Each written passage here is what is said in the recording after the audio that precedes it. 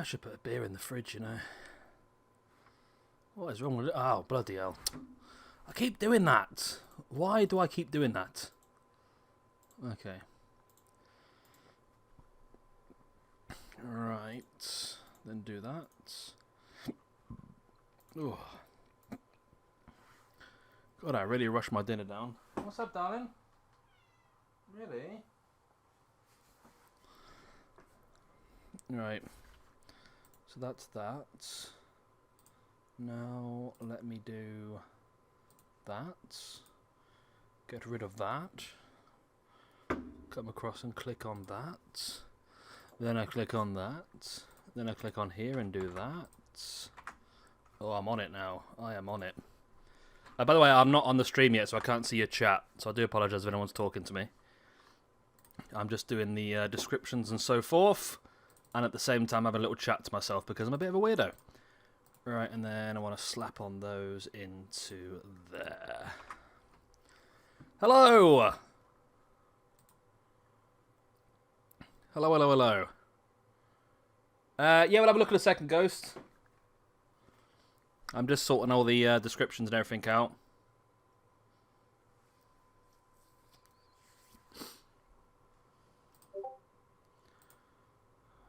We are live. Right. If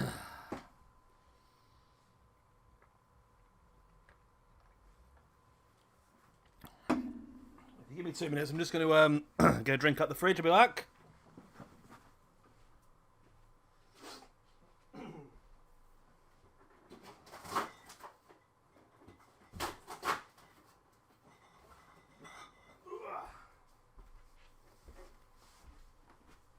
Stop being a wussy cat.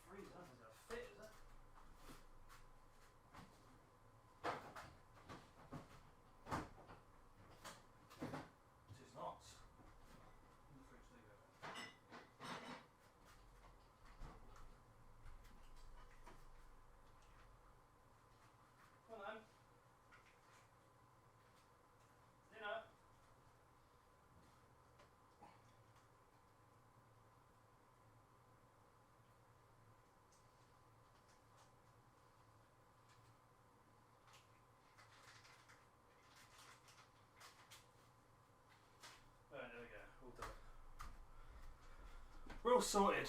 I'm here. I'm here. I'm here. I'm here. Ugh. Whew. I am super tangled up right now. I've got so many wires on the go at the same time. Good evening, everyone.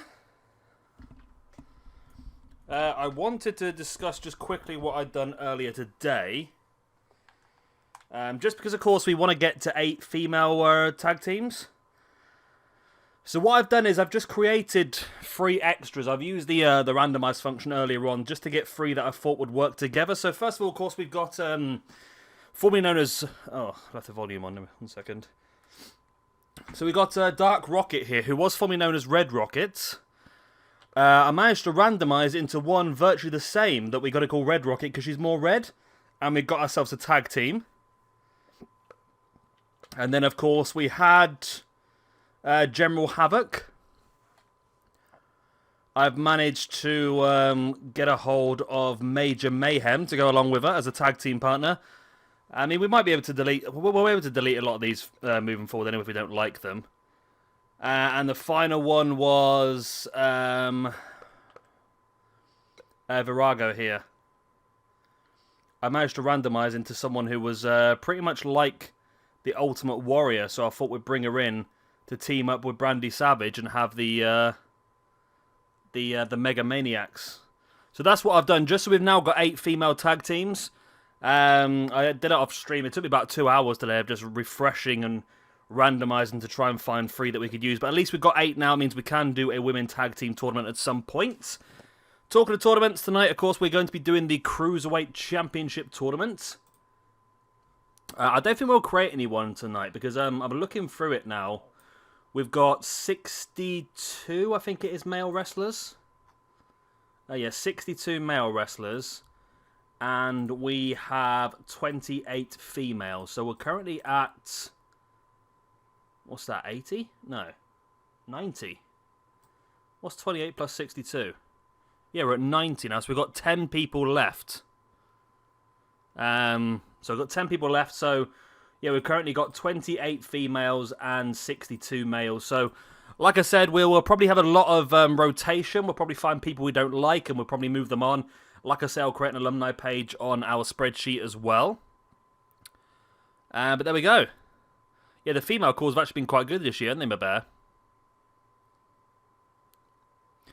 Yeah, I did. I clicked on it earlier, Jay, while I was at work. I didn't get a chance to sit on it very long, but I had a quick look. Go on then, Ghost. We'll have a quick look. Like I said, it's not my decision. It's everyone as a collective. So if everyone's happy to use your core, we will do. If it doesn't quite fit our roster, which one is it?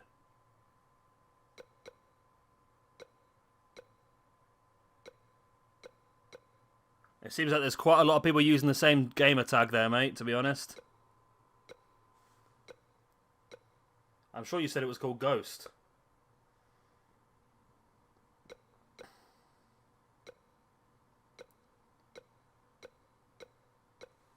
I can't see one there, mate, to be honest, called Ghost. I might have missed it, but...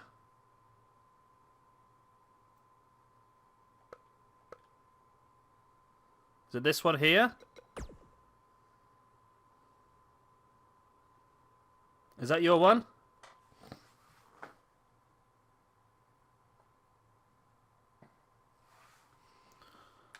I mean, if this is the one, what do people think? I mean, it could be a useful addition to the hardcore division. That's a good look. Oh, that's the wrong one, isn't it? What do we think?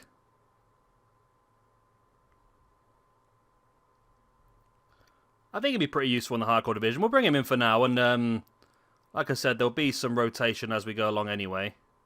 There's no logos on there, that's fine. Okay. I'll add him onto the singles roster for now. Let's say we'll give him a little test out, see how he gets on. Can't promise anything though. How long he'll stay around. He's number 63.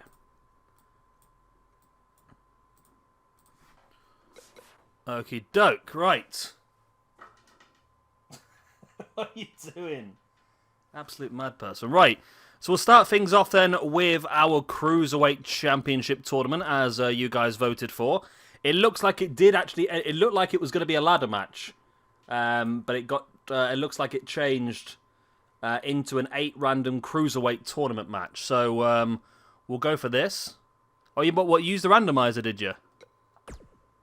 So Championship, it's going to be for the Cruiserweight Championship. We're going to be using our own arena. Match type normal, male, gender, damage, retention on. Okay. So you voted for random. So I am going to... Well, I'm going to have a semi-part of control over this. And then you guys can do it. So I am going to number every single Cruiserweight we currently have in our spreadsheet. Okay, so we currently have... We've got 24. Well, that'd be pretty good. We'll give them a go tonight, Ghost. We've got an opportunity. Right, so what I need from you guys then is 8 numbers between 1 and 24. And I would suggest avoiding number 4 because number 4 is Blue Hell, who's already a hardcore champion. I'll be honest, Joseph, I downloaded them from the community creations anyway. I've not made these myself. I'm not that talented, to be honest. I think there's a few of them that I've taken and just, like, removed the WWE logo, whatever logo was on there, and just repurposed it for myself. But, yeah, I've not made any of these. They're all downloaded from the community creations.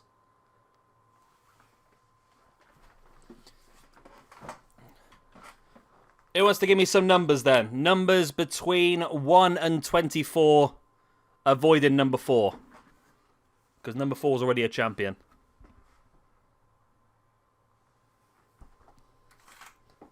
$21 versus 7. 21 is, believe it or not, James Charles. James Charles is in. James Charles is facing off against number 7. Number 7 is making his debut. Tis the MODFATHER. I don't know how the MODFATHER is classed as a cruiserweight, but there you go. Oh, hiya, Lucha Reject. Not seen you in a while. Number 9. Number 9 is going to be one half of the Thunder and Lightning tag team. That is Black Thunder. Number 16 is next. 16 is making his debut in this universe. It is going to be Dalton Dirt. Halfway through. Number 18. 18 is another debutante in the shape of CHUCKIE HART. So 3 spaces remaining. Any more numbers? I don't know if there's anyone there. I mean, there is one that is very strong, like a very high rating. 12 and 14. Number 12 is Rose PEGASUS.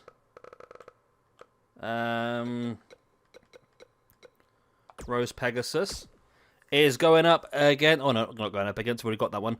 It's 14 and 13 are the next 2 then, and that's us done then. So 13 and 14 are... Oh, this should be interesting. So, believe it or not, we've got Asuka Keenan. And the final one is going to be someone who is not very highly rated, but really had a lot of fans the other night. And that is LEEROY JANETTY. So there we go. That is our Cruiserweight Championship tournament. I must admit, we've not necessarily got... There's a few strong ones that have missed out, but that does mean, of course, that there's going to be some championship changes along the way. What I want to do is I want to try and have championship defenses more often.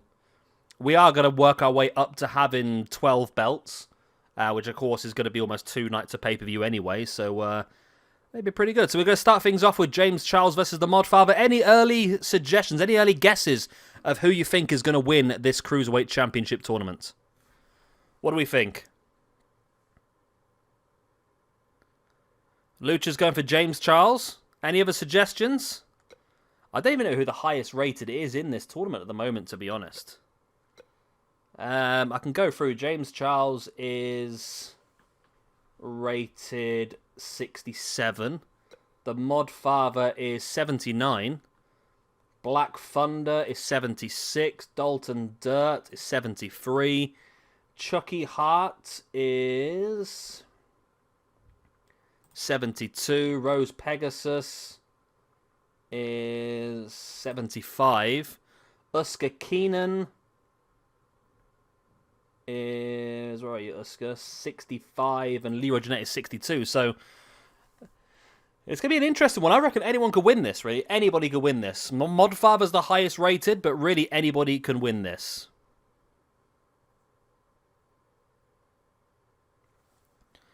Oh, it was a mad one. Random cat came in, and then got on a bit of argy-bargy with one of my cats. So it sort of held me back a little bit. So there we go. James Charles, MODFATHER, first round of the Cruiserweight Championship tournament. I can delete that numbering now. Like I said the other day, that I think the best thing to do with the television championship is to randomize it. Randomize who gets the opportunity. Oh yeah, the games, yeah, Lucha, the creation, random creation in the game is mad. It really is. I can't remember what I was saying now. I completely lost it now. What was I on about? Oh, hey ho, doesn't matter. Kind of a bit important anyway. So when you look at the MODFATHER now, he is a dinky lad. He's quite big, but he's dinky. Television Championship, was it? Yeah. Cheers for that, Joseph, yeah. I say what we should do with that is maybe just randomise. So, have no rankings on number one contendership, but anything for the Television Championship. Just every single episode, we will... yeah, every single episode, we'll just take a random person off the roster, maybe randomising game or some of them sort of lines, and then that person can then fight for the championship. I did do it earlier on, so I've got the first championship match ready to go, which will be on our next episode of AEW. And believe it or not, the lowest ranked person on the rankings was the one who managed to get his name, and that was Marcelo Zapuila, 52 rated, so he's got an opportunity. Yeah, Ghost, we'll stick it on tonight. We're going to do this tournament first, and then afterwards we're going to do a show, so we'll have a look. I just need to double check a couple of bits like rating and stuff like that because we need him to fit into the roster. So ideally, I'm hoping he's not like 100 rated or anything like that because that makes him a bit too overpowered. He looks like he'd be very good for our hardcore division, so I'll probably try and put him around there about the between 75 and 80 mark, ready for the to fight in the hardcore division. That's quite high in the hardcore division, so and then we'll just see how he gets on. I think at the moment we've got quite a lot of people that are sort of in the middle of the roster, and I think it's just a case of whoever impresses us will get stat upgrades, or whoever disappoints us will remove stats from, and then eventually we'll, so like I say, we'll change the roster around a bit, I think, as well. Yes, Jay, I've got, what have I got? I've got 2 female matches planned for Dark, and 2 planned for SWE as well. Of course, I don't know, I just put these cards together randomly earlier on, so of course there is a complete opportunity for us to do whatever the hell we want with these, but I just thought I'd give us a little bit of an opportunity. A little bit of a starting point to go from. So like I said, we'll try and get Ghost an opportunity on Dark. I have to move some stuff around, I think, maybe. Oh no, I could move one of the matches from Dark onto the main show because we've got a bit of space there now. Yeah, we'll do that then. Got a very interesting set of Dark set up for you. You've got a few debutantes, taking into account a few people that people want to see as well. I'll tell you what, we'll move that to the main event. So I'm just sorting out the card now for the next shows. That can go into there, which means the main event of this show is now clear. Which means that we can have a... Let's just have like a big old hardcore fatal 4-way. That sounds like a good plan to me.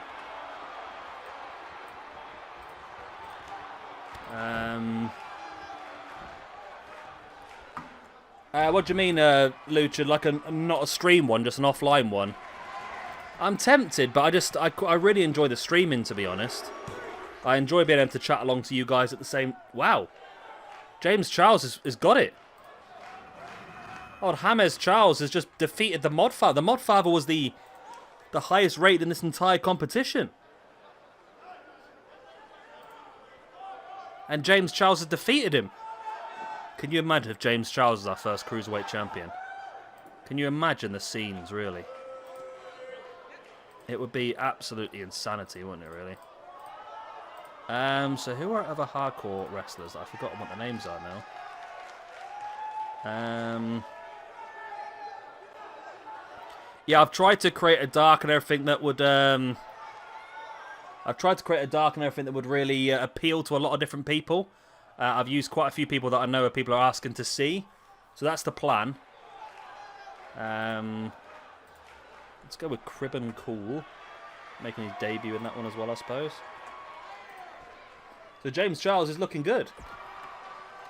Wow. And the quick victory as well obviously means that it might be a lot easier for him moving forward. Let's throw Bruiser Lee in there as well, because Bruiser Lee's a bruiser.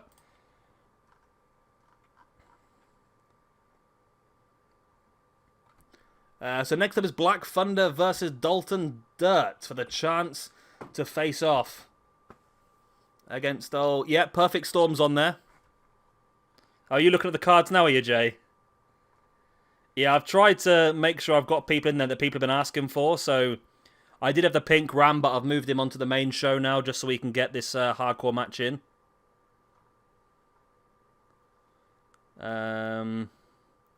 Just trying to find someone we can use in the hardcore. I had this marked down who was hardcore and who wasn't. I took it off today thinking that was a good thing to do, and now I've just confused myself instead. I mean, I remember what most people look like, to be honest.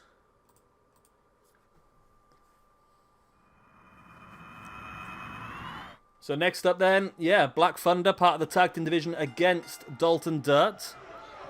Good old Apollo 55. I like that name, actually, yeah. So as you can see, Jay, if you're on there now, if you go into the women's tag team division, I've with those extra 3 ladies I showed off earlier on, we are now up to 8 tag teams. So we do now have enough to do a full women's tag team championship tournament, which we will do at some point.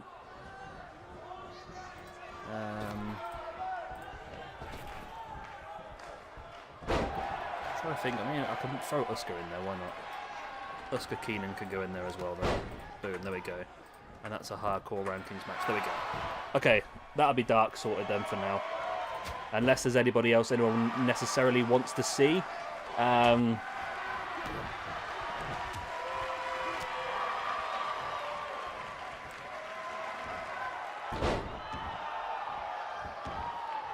Yep, General Havoc. I've got General Havoc's got a tag team partner now, that I showed off earlier on, which was oh, I've deleted the numbers now.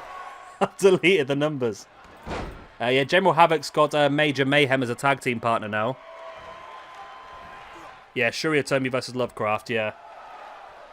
Number 9. I think this is still in order. Oh, no. Oh, number 9's Black Thunder, Lucha, which is the guy in this match.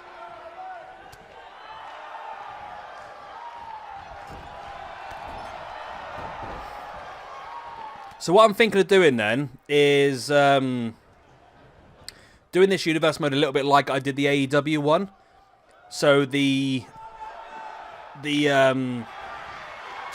it would work out is we would have Dark. We'd have AEW. Dark, AEW Dark, one night only special, AEW Dark, AEW Dark pay-per-view.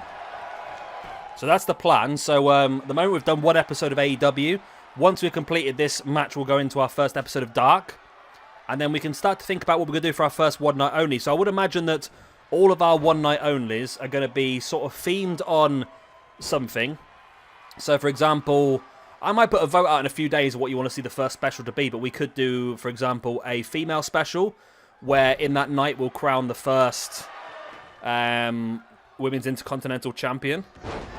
Yes, SWE, not AEW, yeah. My brain's broken, yeah. So that's my idea, anyway, of just doing, yeah, just a special, like whatever, every month having a one night only. Then if we fancy it every now and again, we can just do it over one night only. But yeah, we can do the first one can be, I don't know, we can do a tag team based, or we can do a women's based, we can do a hardcore tournament, we can do anything you fancy, really.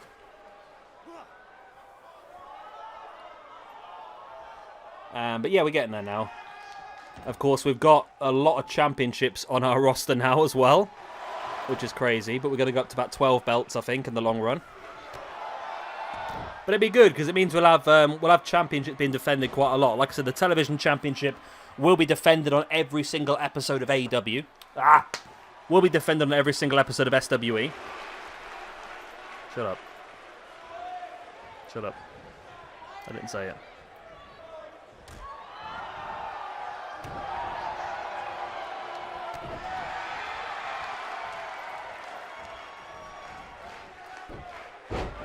Nice takedown there by Dalton. Dalton, of course, is making his debut here tonight. He's not wrestled so far in this universe.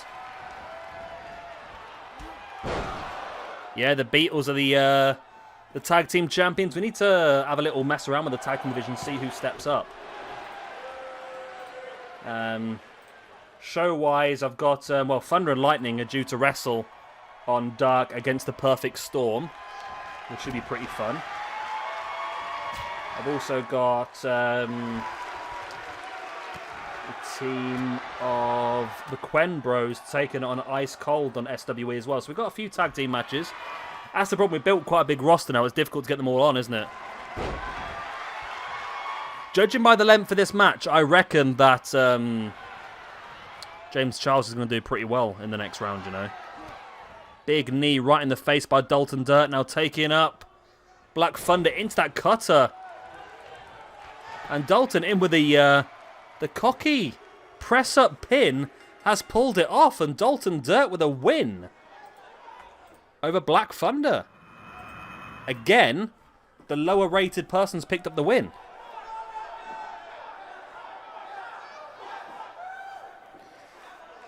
It looks that way, doesn't it? It does look that way, Joe. We've got some very strong tag teams. I think Old School, for me, looked to be the strongest just because of the individual ratings of the two involved.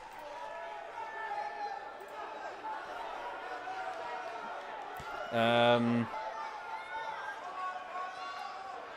of course, we can just keep building more as we go along.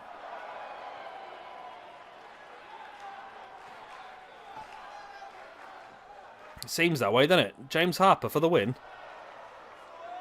There we go. How did you get James? How did you get Black Thunder into James Harper?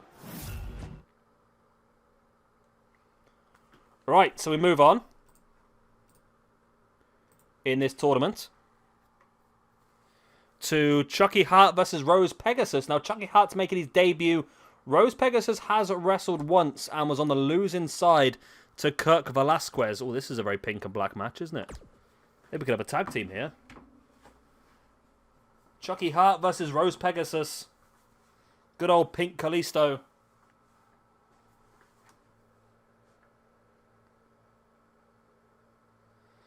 Yeah, Jay, that's why I wanted to do one with just randomizers, because then there's no logos at all. Because I noticed even with the original cores that people create, they've put so many logos on them, it's crazy. So is that what you did on 2K20, Jay? Because I was tempted that, like, if we do this again in the future, I was tempted to give it a go on 2K20 just to see what the match types are like. But just not using the cores and the downloaded stuff, because that was always the problems I had.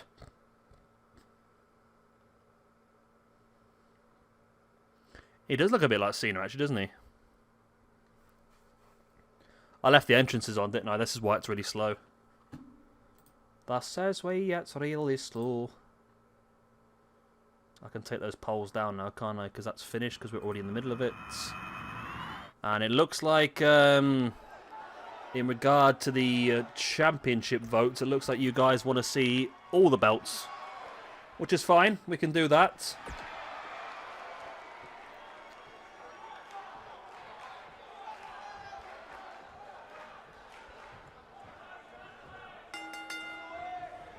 Oh, is it still bad, is it?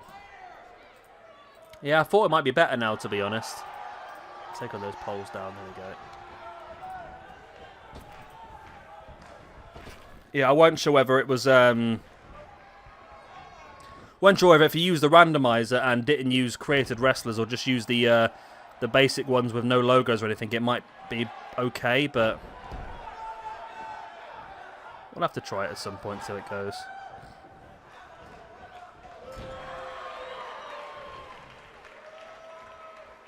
I might mess around with it over the weekend when I'm not streaming. I can't stream over the weekend, by the way. I've got people coming to visit, and I'm finishing off my decorating. So I think tomorrow will be our last stream until Sunday, but it is Bank Holiday Monday, so I've got Monday off as well. So we'll be streaming a good chunk of time on Sunday and Monday.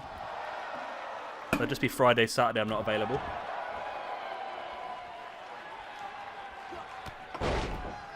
Because I'll be in the pub.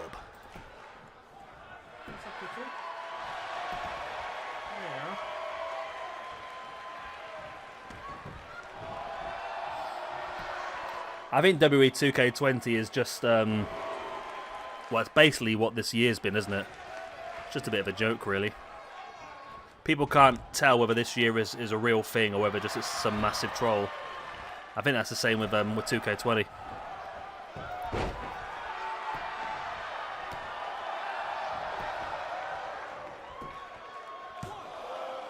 Yeah, there's new models and that. I think they have said that they're keeping the... I think they announced last week, I think it was, the week before, that they will be keeping the 2K19 servers up for the foreseeable future. I think they said they'll keep the servers up until 2K22 is released, which is good.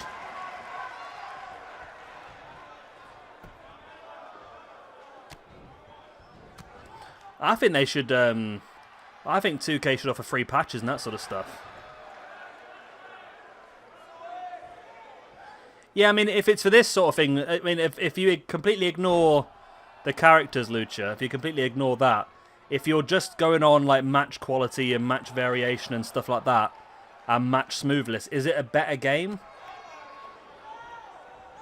So say if we were to do this sort of thing with randomized wrestlers and that sort of stuff, would it still be worth doing on this game, or would it be worth doing on 2K20? Nice boot right in the side of the head by Rose Pegasus, who's now stalking Chuckie Hart into the Salida del Sol. There's the pin. Only two. I grabbed the mouse then to mark that off as done. Nice clothesline pin now by Chuckie Hart. Only a two.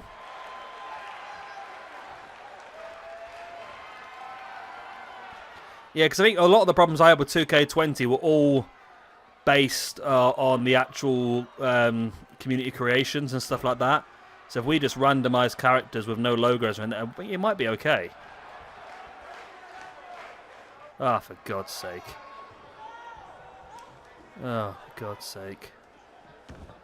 Yeah, I've seen the mods. You have to be on... it crashes more, but I like the gameplay. That's a problem with... What the f...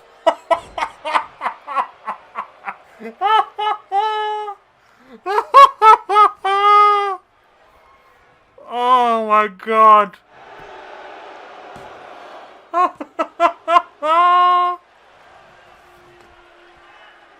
Really? Out of anybody for the game to pick to interfere in this match? Anybody? Oh my God. That's Vince McMahon. Why did it have to be Vince McMahon? Let's just ignore that happened. Let's just completely ignore that happened, yeah.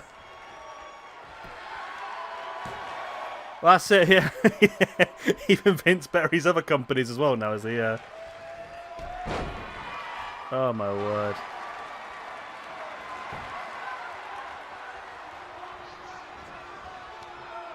Let's do this off for the second time, but Chuckie Hart reversed it. Now Chuckie stalking.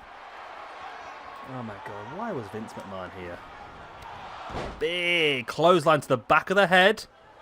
Now rolls him through. There's the pin by Chuck. Oh, now what? Now what? What's going on now? I just... Please stop. See, they'll solve for the second time in the match. And it's a win for Rose Pegasus. It's Shane McMahon, yeah. It's Tony Khan's turned up now. There we go then. Victory for Rose Pegasus. It was Rose Pegasus. I've lost all track now. Yeah, it was Rose Pegasus, yeah. Against Chuckie Hart in what was an absolutely insane cluster of everything. I just can't understand how... I just can't understand how life in general is working at this point in time, to be honest. But there we go. Rose Pegasus victorious. He moves on to the next round. Yeah, this is proper Vince Russo writing, isn't it, really? We'll have this guy run in, then this guy run in, then this guy run in. Well, why does that make any sense? It don't make sense. Come on, Leroy. Come on, Leroy. You can do this, Leroy. Prove to us how amazing you are, Leroy.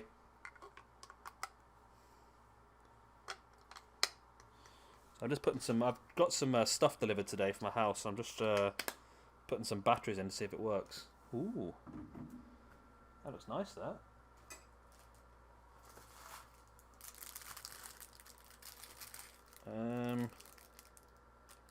Multicolour. Is that how it works? Ooh. I've got these plastic candles. They look pretty cool. Eric Bischoff will interfere.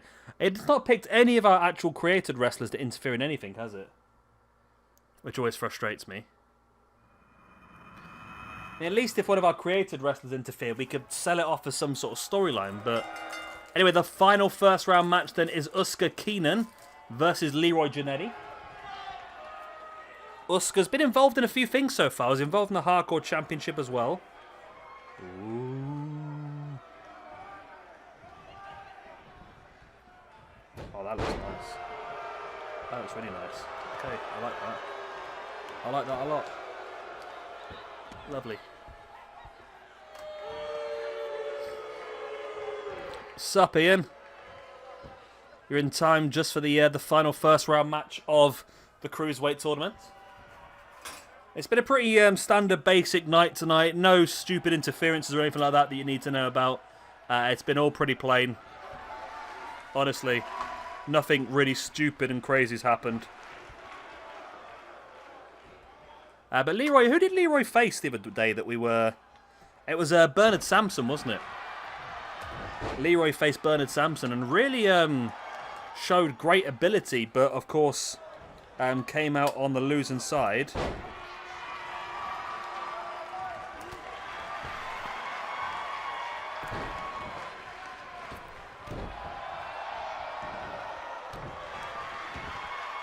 And now it's another opportunity for old Leroy to show what he can do. What we want to do is we want to get someone who looks like a crap Shawn Michaels now. And then we can have... Don't mention that. Yeah, if we can get... I mean, we've got Johnny Bad. Maybe Johnny Bad can team with... Leroy Janetti and we can have our own little rockers.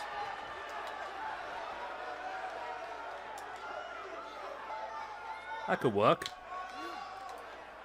Or we can look for a crappy version of Shawn Michaels. Crap Shawn Michaels. You're just a crap Shawn Michaels. Crap Shawn Michaels. You're just a crap Shawn Michaels. Oh, they look nice, those cameras. I like that. Perky Michaels. Yeah, so we've got the Rockefellers, yeah. We've got we've got Johnny Bad, who's decent, but he looks more like a late 90s sort of yeah, like a late 90s sort of Shawn Michaels. Michael Shawns. Oh my god, it's Morn Shikels. Morn Shikels is here. Proper impact. Go on, Leroy. I believe in you, Leroy. I really do. I mean, Leroy's going to have a hard time of it in this season because Leroy is one of our enhancement talents. So he's not going to get many opportunities to prove himself. He's probably going to get put up against some very difficult opponents. Leroy is actually on our card for Dark. He's planned in to face off against Big Daddy G, who is one of the big men on our roster. One of the main men on our roster, I believe.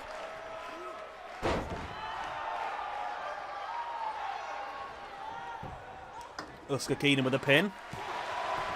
Uska's a madman. It's Shikels Mon.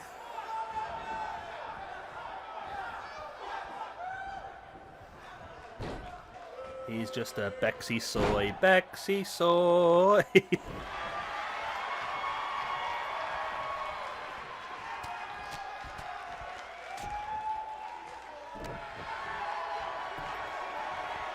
There's the pin, one. Ooh. What have I done that for?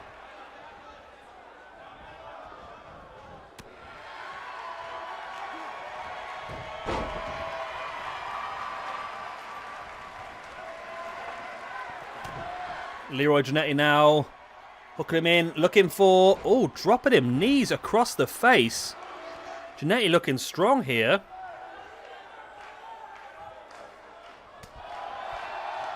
Oh, big boot in the gut by Usko, who's back up on his feet. Nice running kick.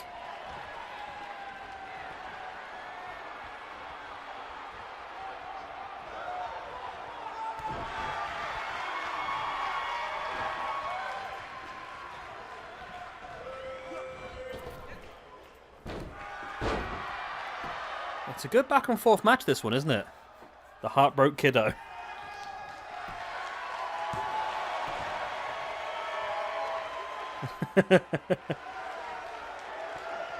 I'm just a sexy kid. I mean, sexy kiddo sounds like you're going down the wrong thing. That seems more like you're going down the Velveteen Dream route rather than the Shawn Michaels. Leroy's got it. Go on, Leroy. Go on, Leroy. Usa picks up a loss. That actually puts Usa Keenan at the bottom of our rankings now. He's the only person on -2. Good old Leroy. Leroy! I think nearly every single match has been an upset so far, to be honest, Ian. Ooh, oh, what a move that was. Great move for Leroy. Great, Leroy, yeah. Leroy Jenkins. Kurt Triangle.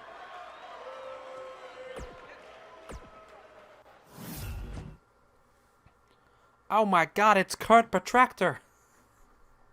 What's Kurt Protractor doing here? Right, so the two semi-finals are James Charles versus Dalton Dirt and Rose Pegasus versus Leroy Janetti.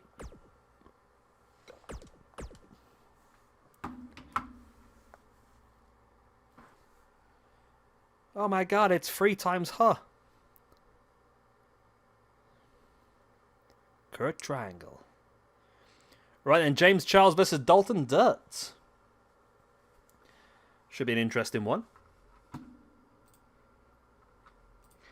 I made a couple of adjustments. I don't know if you've seen if you're looking at the rankings. I know there's a few people that have been looking at it already.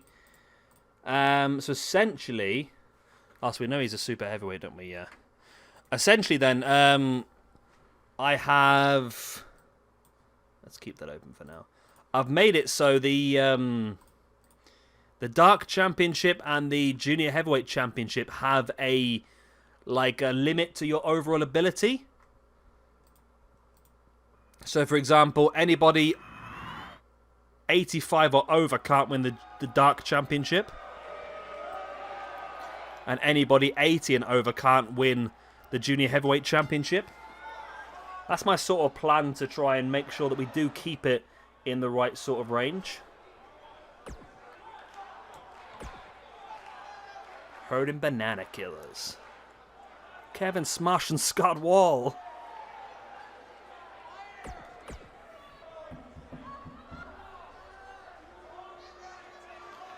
We should get Gilberg.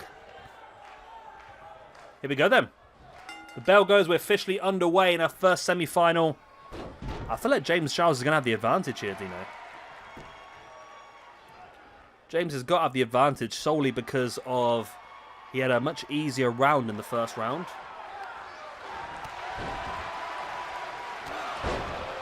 Austin Powers hasn't wrestled yet. Austin's one of the ones... Oh, what now? Why is this game throwing so many interferences in? Oh my god, it's Teddy Westbrook.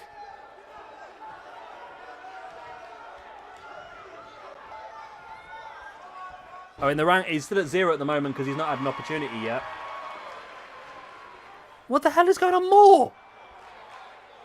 Now what? It's like constant.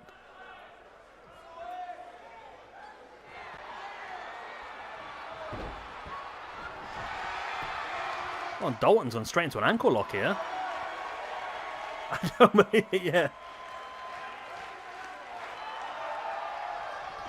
Oh my god, it's Gerald Briscoe. Nice arm breaker by James Charles.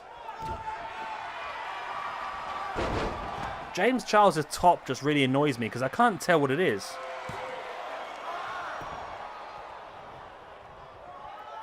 It's almost like he's got a corset on back to front and it's like painted. There's no texture to it. At least Dalton's got the the wherewithal to actually have an outfit that looks like a proper outfit. James Charles' outfit is just mad. Madness personified. Boom. Big elbow in the face. Well, I'll tell you what, Dalton's been busted open pretty badly from that, you know. James Charles has really badly busted Dalton open.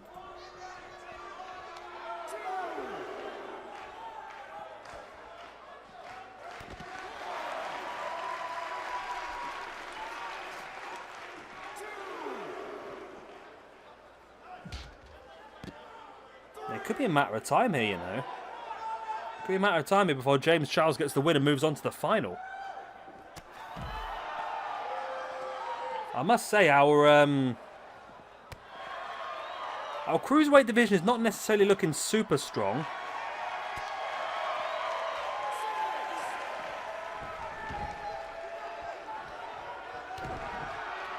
I mean, there are a couple of really high-rated Cruiserweights, but neither of them made it into this tournament. We've got the likes of... have a look. Tetsuya Okamura, who's 88 rated. Tiger King's 84. Percy Lopez is 83 rated. Purple Rain's an 80. The Villain is an 80 as well. The Pink Ram was 79. Zach Hamilton, 78. So we really did miss out on quite a lot of the big names as Dalton Dirt does pull this out the bag. Wow. Dalton's really pulled it out here. Getting his second win and defeating James Charles. So Dalton is moving on to the finals to fight to become the first Cruiserweight champion. I was wondering, because we got a Cruiserweight championship. I was wondering whether we should have like a Super Heavyweight championship. But there we go. Look at the crimson running down the face here of James Charles. But Dalton's looked incredibly good here tonight. Dalton Dirt. Wow, both of them wearing thick crimson masks by the end of this one. You have to say crimson mask because the other word gets you demonetized. Oh my god, it's got a crimson mask. Rose Pegasus versus Leeroy JANETTY. For the chance to face off in the final against Dalton Dirt.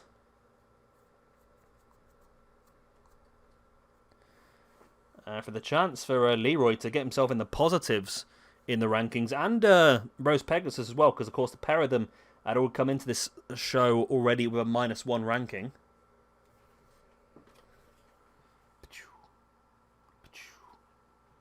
What do these buttons do? Mode.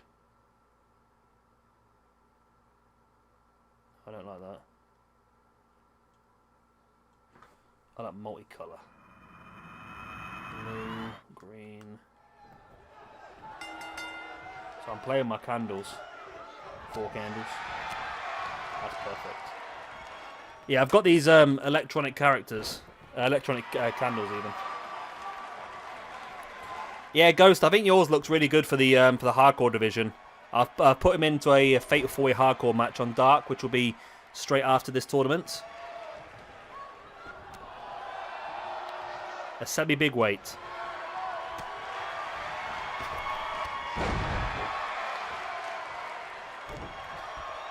I mean, we have got like 12 belts already. It's probably best not going over the top, isn't it? Although I weren't sure about the Pure Championship. I'm going to have to try and figure out who to go for the Pure Championship. The Pure... Blah, blah, blah, blah, blah, blah. Yeah, it'll be Elimination Ghost, yeah. I think that the Pure Championship, I need to figure out who can be part of it by just basically looking at who has a submission finisher. So anybody with a submission finisher can be part of the Pure Championship. So Robert Greenheart is the only one I know off the top of my head who actually has a submission finisher now. He has the Cloverleaf. I am really looking forward to Dark, actually, because we've got the debuts of some of the really cool women we made. So on Dark, we're going to have the debut of the Great Luna, as well as the Macho Gal Brandy Savage, and Virago I created earlier on. We're going to have the the Nacho Man and the Burrito Boy in tag team action as well. Big Daddy G makes his debut. Mongolian Beef makes his debut as well. And, of course, that fatal 4-way elimination hardcore match in the main event. Ghost, Crib and Call, Bruiser Lee, and Uska Keenan. We just need to check Ghost's. Do you know, off the top of your head, Ghost, do you know what you've got your overall set at on Ghost? Plus, have you got a move set on Ghost as well? Just to make sure that we've got everything sorted before we go in. We just need to have a move set and a rating cell sorted. Like I say, we'll start him around about the 75 to 80 mark. And then, depending on how well he does, we can upgrade or downgrade depending on... It's 100, okay. We'll have to move him down a little bit then to make it more realistic, or he's going to be too dominant. He's already got a moveset, okay. We'll just reduce him down then to around about a high 70s, low 80s, just to, so he doesn't overpower the roster. Rose Pegasus heads up to the top, showcasing some cockiness, really. Yeah, what we'll do, Ghost, is we'll do... I mean, we've got a few that are higher rated and a few that are lower rated at the moment, but as time goes on, if people impress us or if people don't do as well as we thought, we will be changing the ratings up and down. It depends who the crowd get behind, I suppose. There's a few people already that people have really taken a liking to. So those are the people we'll start to showcase more of, and like I said, we'll end up probably giving them a little stat upgrade to make them more useful. But yeah, your guy looks like a pretty good hardcore guy to start with. I mean, around about the high 70s, low 80s is probably going to be a very dominant... What the hell happened to his legs? Pretty dominant in the hardcore division. James Charles... See, that's the thing with James Charles. He's actually rated at 67 at the moment. And I mean, these two, Rose Pegasus is a 75 and Leroy Janetti is a 62. Yeah, I'd like to see something like that, Jay, to be honest. That's the one thing I noticed when we made the calls. We didn't get anybody who was, like, fat, did we? We didn't get any fat people.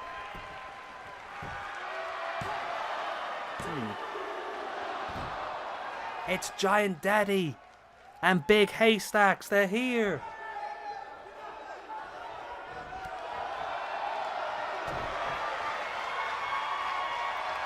Leroy's got him up. Leroy drops him across the knees. This could be Leroy's chance, you know. If Leroy can pull this off. Oh, he's a high flyer. I like that. We've got a couple of those, haven't we? Here we got, was it Bruiser Lee? Bruiser Lee hit a big dive in the Hardcore Championship tournament. That was pretty fun. It was like a Keith Lee. That's pretty cool.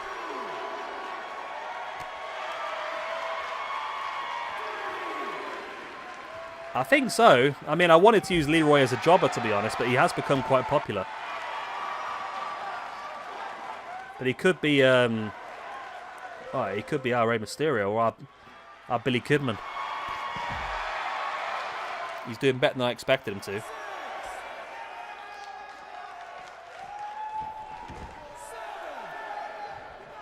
Both back in the ring. If Leroy wins the whole tournament, he'd definitely have to get a stat upgrade.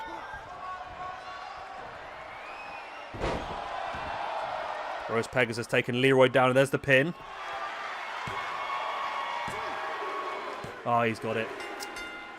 Rose Pegasus with a win. Leroy Janetti defeated. I mean, well done to Rose Pegasus, but I can't deny I'm disappointed. I can't deny I'm disappointed there. But Rose Pegasus did incredibly well. And picked up the win. There it was, out of nowhere. That's Salida del Sol into the pin and for the win. And Rose Pegasus, Pink Kalisto, yeah. Pink Kalisto goes on to face off against, who's the other one? Dalton Dirt. It's not a bad final, to be honest. Not a bad final at all.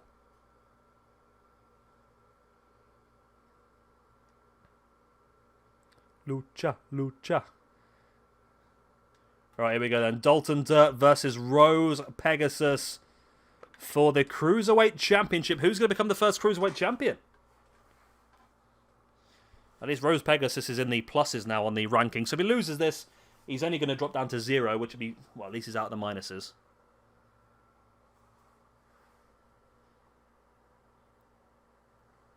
So I need... Let's have a look.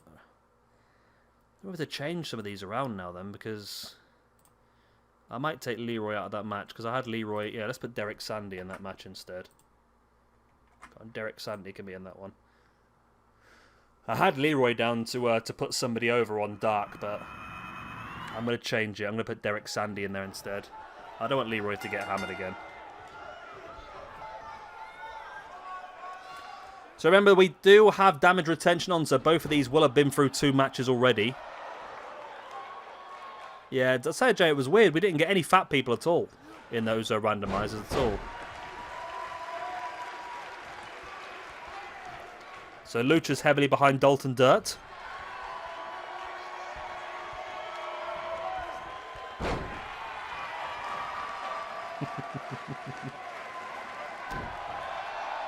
Incoming. Dalton now with the clotheslines.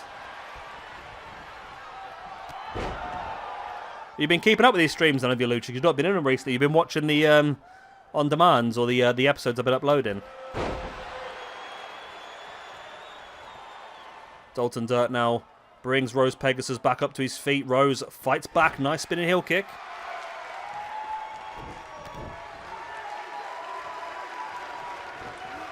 Yeah, we've got a couple of old school star wrestlers, haven't we? Bernard Sampson's a weird one. Bernard Sampson reminds me of like a Big John Studd sort of character. Pin here by Dalton Dirt. And a 2 count. That's about it. Yeah, the roster's massive though. So we've got 90 people on the roster now. What, 91 now that we've got Ghosts. We've got 91 people on the roster. It's huge. But like I said, as time goes on, I think we will probably move some people to the alumni page and get some more creations in. Oh, I need a 2 count. No, you won't be a jobber, Ghost. I say, well, we'll put you in the hardcore division, at probably the top end of the hardcore division, to be honest. With the size and the look of the character, I think he looks like he's going to be pretty good in the hardcore division. We'll see how it goes in this Fatal 4-Way he's going to be involved in Dark. Rose Pegasus here in control. Nice splash. Back up on his feet now. Brings Dalton back up. Dalton able to fight it back. Good chain style wrestling.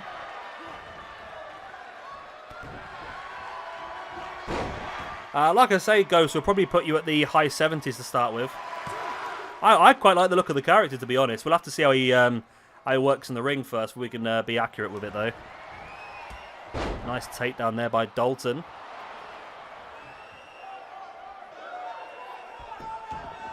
Now locking in the headlock on Rose Pegasus.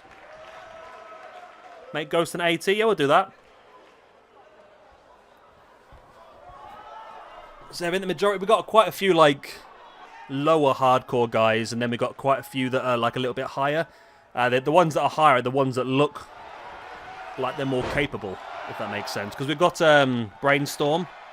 We've got Bruiser Lee's pretty good as well. And of course, you've got people like Oscar Keenan we saw earlier, who's on the lower end of the hardcore division. Rose Pegasus now taken down. Old Dalton Dirt. Stalking. In and no. Reversed into a power slam. Good reversal.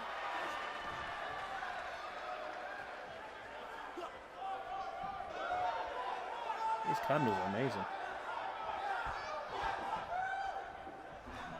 I really like these candles. Look how like old I am now. Buying candles for my house and stuff like that.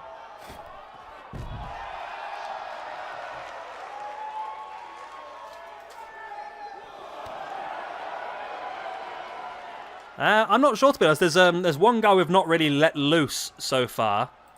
It depends. I mean, there's other people we could be involved in the hardcore division. One of the people we haven't let loose so far is... where is he? Trevor Strong. Trevor Strong has got a very John Moxley-esque look to him. So I think he'll be pretty good. Who else is in the hardcore division? Well, we've got Convic, who's 76. We've got quite a few. I think he's the highest rated. Bruiser Lee's in there. We've got Corporal Punishment. As Rose Pegasus becomes our first Cruiserweight champion. Lucha Reject gets his way. Pegasus. Rose Pegasus. So Rose Pegasus now gets himself an extra ranking point, which he'll be very happy about. Dalton Dirt suffers his first loss to this universe. Rose Pegasus gets himself one. And then in the Cruiserweight division, which is obviously that one, Rose Pegasus becomes a one-time Cruiserweight champion.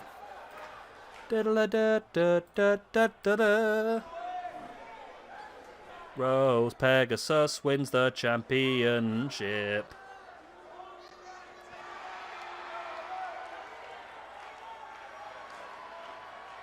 Yeah, no, I think 80 is a good move, actually, Lucha. That puts him at the top end of the hardcore division. Not the best in the hardcore division, but definitely the top end. No slaps, just fists. They're doing pretty well, Jay, but we've got a couple of women's tag team matches on the next couple of shows, so we'll get a chance to see exactly if anyone can step up and challenge No Slaps, Just Fists. But there we go. Pink Kalisto wins the Cruiserweight Championship, becomes the first Cruiserweight champion in SWE history. But how long will he keep a hold of it? How long will he keep a hold of it? Of course, to get here, he had to defeat Chuckie Hart. He defeated the fan favourite Leeroy Janetti, and then, of course, defeating Dalton Dirt in the final, all via pinfall. There we go. Right then, let's move on for our first episode of SWE. Not AEW, SWE Dark.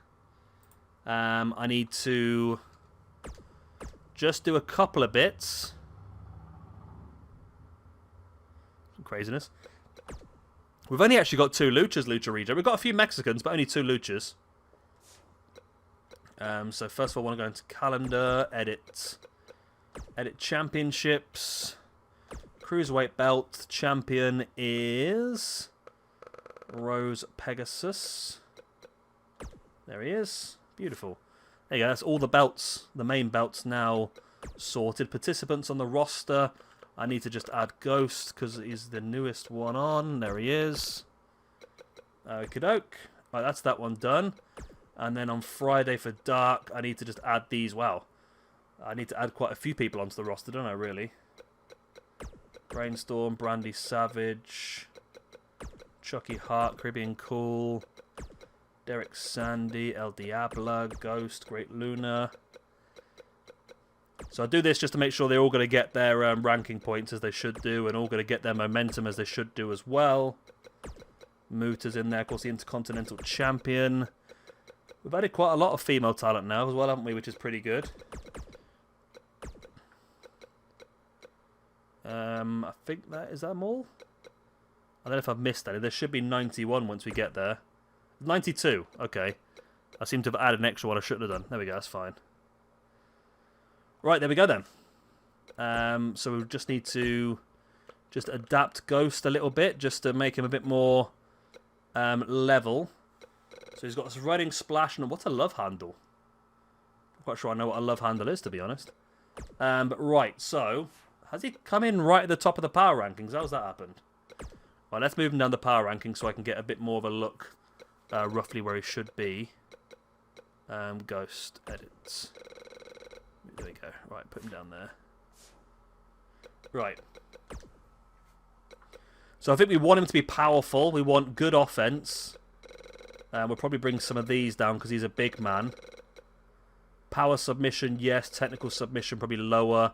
I want him to be good in hardcore situations. Reversal rate, bring that down a bit. Strike reversal. Bring his durability down to 80s, which is I think where the standard is for the game. And bring that down to 80 as well. Power submission defense should be good. Technical submission defense, I don't think he's going to be great. Pin escape. Strength. Put him a little bit higher. Stamina will bring him down a bit. Stamina recovery. Momentum for a big man is not always great. Let's bring his movement speed down because he's going to be a big... He's going to be a big, large lad, isn't he? Let's bring his speeds down a bit. Chain wrestling is going to be the hardcore division. That's not really important. Neither is that. Mic performance. We're not doing promos anyway, are we? So that should hopefully get him to around about as 87. We need to bring him down a little bit further then. So let's bring these down. Try and balance it out as much as we can. I'm being anal now with the numbers, look. You've got everything's got to be like on a 5 or a 0, hasn't it? I'm not an animal. 5 or 0. Right, that's 84. Want to bring him down just slightly bit more then. Again, we'll just bring the speeds down because he's a big lad. He's not going to be that quick, I don't think. Agility down as well. Momentum down as well. Where does that make him? 83. Pin escape. Strength needs to be high. Power submission defense can come down. Damage recovery. 81. So I think we make him very aggressive, but maybe not the best at... Well, his survival's pretty good still, isn't it? I'll tell you what, we'll stick at 81. We'll stick at 81. I don't want to change it much more. So 81 puts him in the upper mid-card slots. He's a super heavyweight. He's involved in... He's not involved in the tag team division. He is involved in the hardcore, not in the cruiserweight or the pure. He is in the dark, but not the junior heavyweight. There we go. Okay. Right, sorry, I was doing a lot of screen staring there. Rose, Pegasus, and Leroy JANETTY should team up in the power rankings as Rose and Pegasus. Yeah. I gained 10 more subs out of nowhere. I tell you what, I mean, I was sort of... I don't know, I had this in my mind. I really want to do this for a long time. But I didn't know if anyone would be any interested in it at all. So I'm glad you guys are enjoying it because I'm really enjoying it. So I'm glad you guys are as well. Right, so this is dark? No. Right, so next show, we move on to dark now. Because this is something really fun to do as well. Because like I said, we've got full control over all of this now. Right, so actions. We do need to create some tag teams as well. Is there any we're using tonight? So we're using El Paso and the Hairy Express tonight. That's fine. There's just a couple of female ones we want to make. So the Ultimate Maniacs.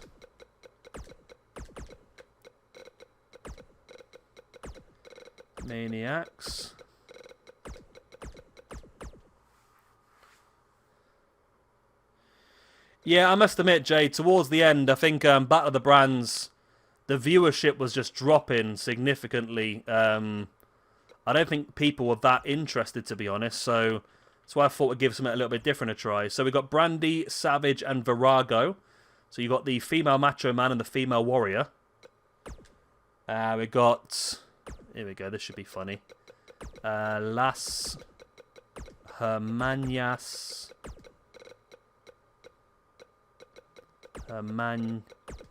Yes. Ah, really? Hermanas. Man.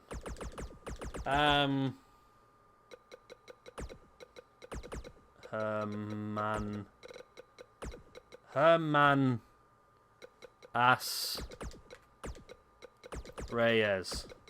Yeah, that sort of died a death, and this one's got a lot more views all of a sudden. And like I said, the best thing about this is when we get bored, we just wipe the save file and download we wipe the save file and start 100 new cores, don't we? Simple as that.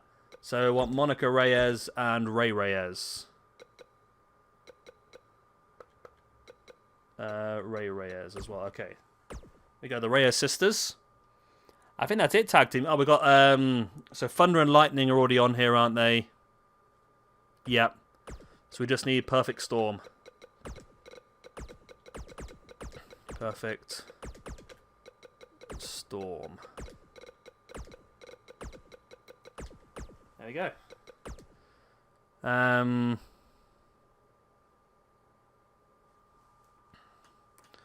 know.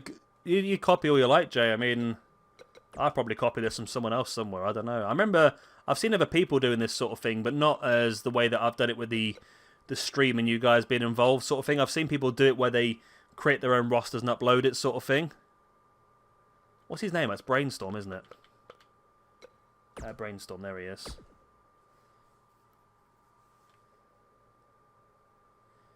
Yeah, that was weird, Lucha. I don't quite understand how that worked. There we go. Right. Yeah, I don't quite see how that worked, to be honest, Lucha. It was weird, wasn't it? I'm only doing the ones that are involved in this show, Jay. That's the reason why. I'll add them in at some point, I will, I promised. Fatal 4-way... Oh, I need to create a new one, don't I? Alright, let's get ourselves sorted. Let's get everything sorted before we rush into anything. Right, so we want to do... Creations... Match... New... Fatal 4-way... Extreme Rules... Elimination... Boom. Do we want to have time limits on our matches? Because I've got a draw column on the... yeah, I do have a draw column on the ranking system. I don't know whether you guys wanted to have... say we have like a 10-minute time limit on all singles matches. And then we can bring the draw column into effect, or whether you're not interested in that. It's up to you. 4-way... Hardcore... Elim. Oh yeah, that'll do.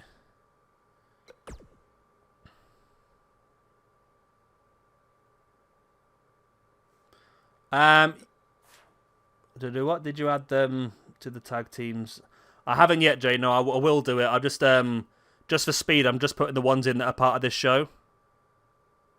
Time limit would be good. I mean, we can have like I can do it so every match is like a 10-minute time limit. And then it'll bring the draws into account. It's up to what you guys want to see, I suppose. We'll leave it on for tonight, but if that's something you want to see, I'll put a poll out tomorrow if you want. We can make the decision.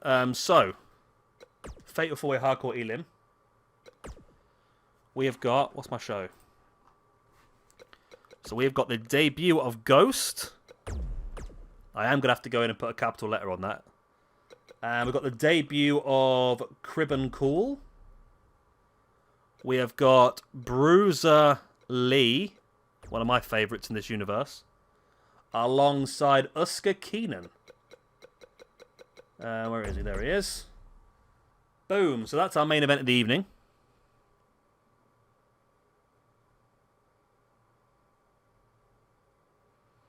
Yeah, quite like we could do a 20 count. I'm happy to do a 20 count, but yeah, time limit will have to do a lot less than 60 because that would never come into effect on this game, would it?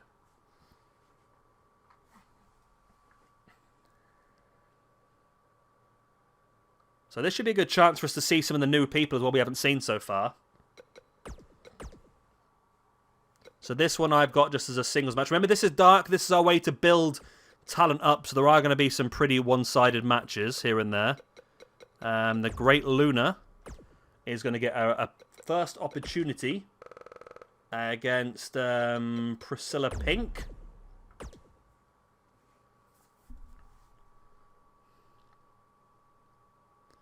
Great Luna is somebody who a lot of people are happy to see. Yeah, I think 10 minutes will probably be quite a good... God, it's cold. Got really cold all of a sudden.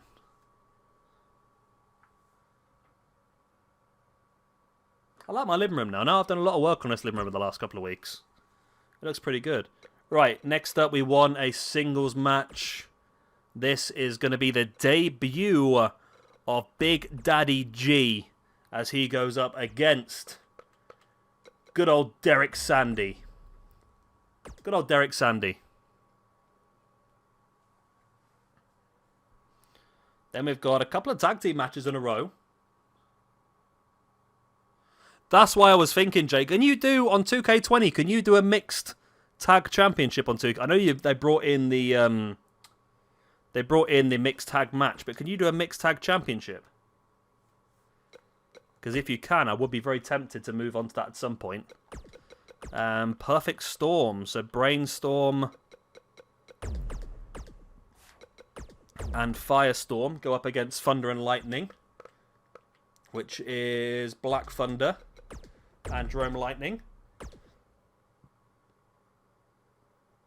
So you can do a mixed tag match, but not a belt. Okay, that's disappointing. I mean, we could do it and manually keep track. Just because there's no belt in the game doesn't mean we couldn't do it. And I've said the same sort of thing about a trios belt. We could do the same sort of thing where there's not a belt on the game, but we could keep track ourselves. I mean, using stuff like this spreadsheet and that is definitely doable. Remember, if there's anybody you want to specifically see off our roster, do let me know. We can try and get them penned in. New Generation's not here tonight. New Generation want to see some more of the Pink Ram. So the Pink Ram will be involved in a match on our next episode of SWE. It will be good, Jay, yeah. They need to do something like that, don't they? Tornado Tag. We have got... Did I do Tornado Tag for the other game? For the other match? I can't remember now. I'll have to check that. So we have got the Macho Gal herself, Brandy Savage, teaming up alongside Virago to take on the team of Los Hermanos Reyes. Ray Reyes and Monica Reyes.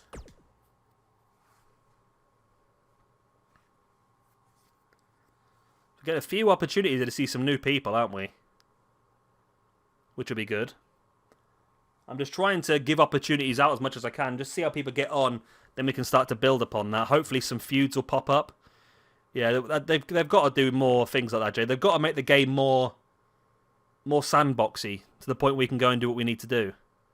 I'm surprised WWE have not done that sort of thing themselves, to be honest. I've got an idea, by the way. I've got an idea. I'm putting it out there now because everyone is here and they can hear me say it. But I am now saying quite clearly that Mia Yim will be part of Retribution.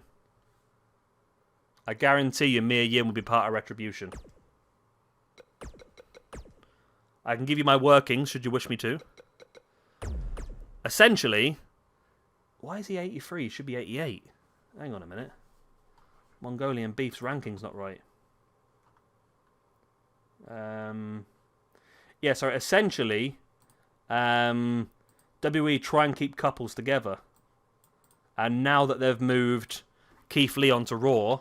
Oh yeah, we'll do Leroy in a second as well. Now they've moved Keith Lee onto Raw, I feel like they're going to end up moving Mia Yim with him. And she's not done much on NXT recently, which makes me think that she's going to be involved in Retribution.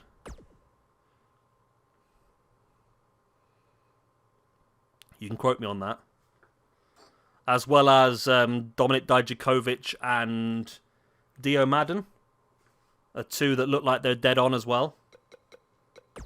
And our opening match is going to be another tag team match.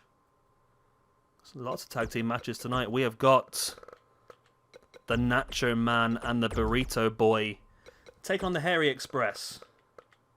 Harry Brown and Hairy Harry. Boom. There we go.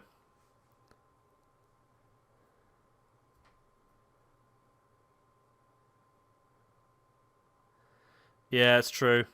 But I think they'll move Mia Yim with they'll move Mia Yim up with him. There's been rumours of Ciampa as well, isn't there? I feel like Ciampa could be involved because he's not done anything in NXT in a while. He needs to be doing something, doesn't he? Right. So I need to give Mongolian Beef an upgrade. I need to give Leroy an upgrade. We can come back and do this then. Right. So Mongolian beef should be an 88. I don't know why it's not gone up. Mongolian beef. What's Mongolian beef's finisher then? He is Samoan driver. Has his moveset's not even gone on, has it? Hang on a minute, hang on a minute, hang on a minute. Mongolian, what is wrong with you, Mongolian? Moveset. We must have missed Mongolian. Ciampa's returning tonight, is he? Okay, I'll take it back then. Yeah, I just thought it'd been a bit quiet for him recently, so I thought they might be part of this, but... I knew, by the way, as soon as I saw that Keith Lee lost the NXT belt, I knew for a fact he was going up to the main roster. It was obvious, wasn't it? But it seems like they just took it out of him as well, because he had that massive, massive win, didn't he? That huge win of winning against Adam Cole and getting both belts. And then they just make him give the belt up after the first defense. It was crazy. So Mongolian beef, who are you? You're a big, strong lad, weren't you? I can't remember who we went for. Did we go for like someone like Rusev? Rusev looks good. Let's go Rusev. Save it in the universe mode as well. So where does that sit? Mongolian beef now is an 84. Okay, we'll get him up to an 88 then. We'll give him some submission skills, and that way Mongolian beef can also be part of our pure division because he's gonna have a submission finisher. That's the words I'm trying to say. So Mongolian beef pure championship. You and I involved. There we go. Right. So continue. NXT UK is back on Thursday. Okay. AEW's Thursday this week as well, by the way, for anyone who didn't know. Where am I? Mongolian beef. Right, so technical submission improved. Power submission improved. Give him a bit of a durability improvement. Good damage recovery. Oh, he's 89 now. Okay, I've gone too far. I've gone too far. There you go, 88. Mongolian beef.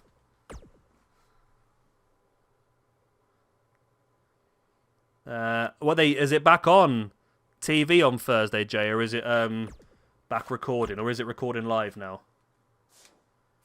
I don't know what they're doing. It's been a long time since I watched it. Right, are we ready then? Let me just turn off the entrances.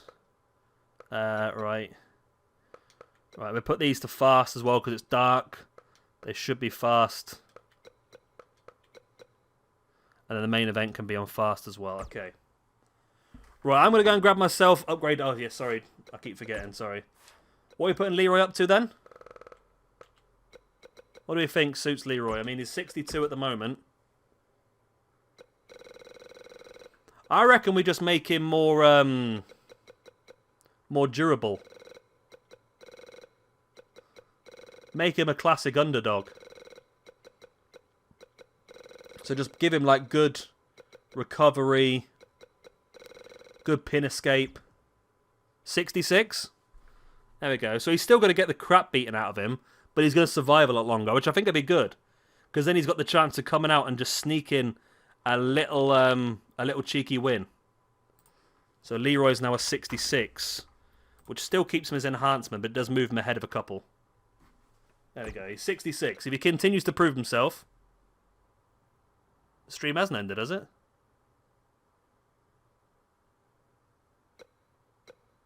Okay. I'm watching the stream. Oh, okay then. I don't know what that was, though, Lucha. I don't think I've done anything. Let me just double check. I've not run out of space, have I? No, I've not run out of space. I'm still going. Okay. Right, give me 2 seconds. I'm just going to grab a drink, and we'll be back. Oh, God. The northern pins. Hello, little kitty. Would you like a strokey strokey? Yeah.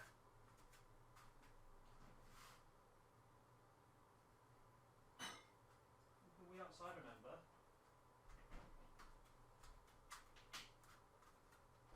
When the board comes in, dance for your mommy. Ugh.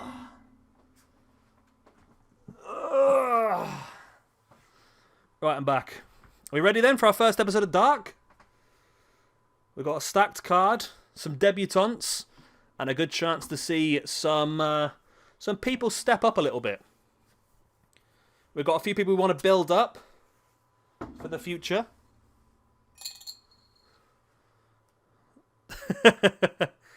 Yeah, PJ, I've just literally just opened a bottle of Budweiser as he's typed that. PJ's in, ready for our first match of the evening. Well, it's not our first match, it's our first match of this show. Of course, we're in the Cruiserweight Championship tournament tonight. And welcome everybody to SWE Dark. Live from Salt Lake City, Utah.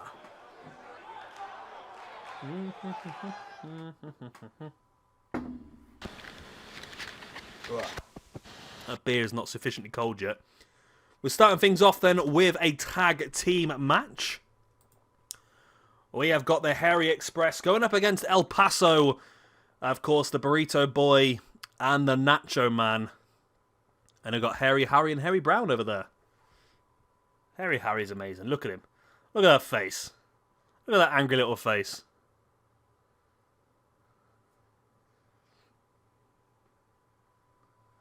Oh, God, my legs are killing me. No, there hasn't, Lucha, been none at all. No weirdness at all.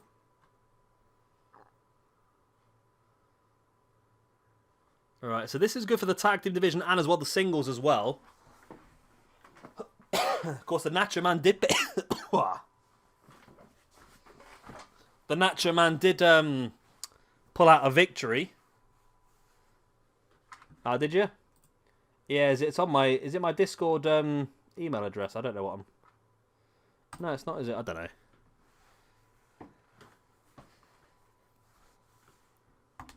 Here we go.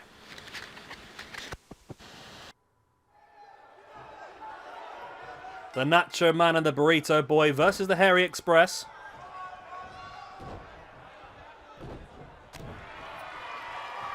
The Burrito Boy, of course, long blonde hair, red boots and red jacket. The Nacho Man with the long blonde hair and the full yellow, blue and black and red and that sort of stuff going on. What's that about?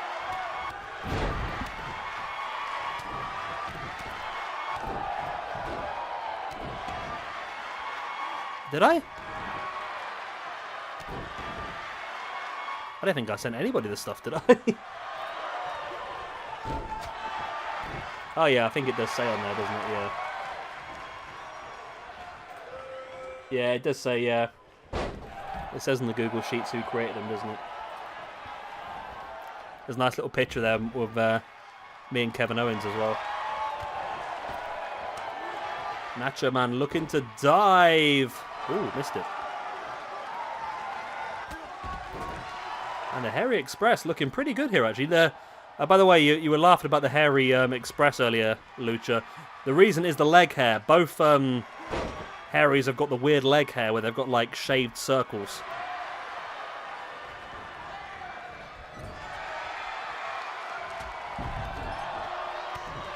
Yeah, it's because I'm logged in on my Google account, that's why. I don't mind. Ain't nobody gonna find me.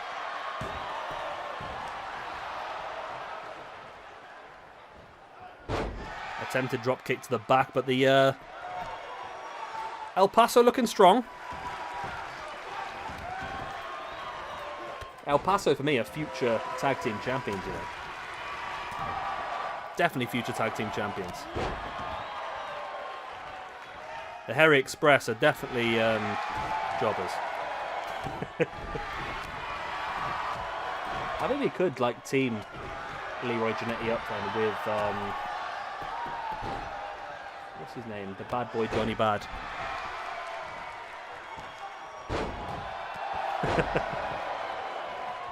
More of a nightmare, wasn't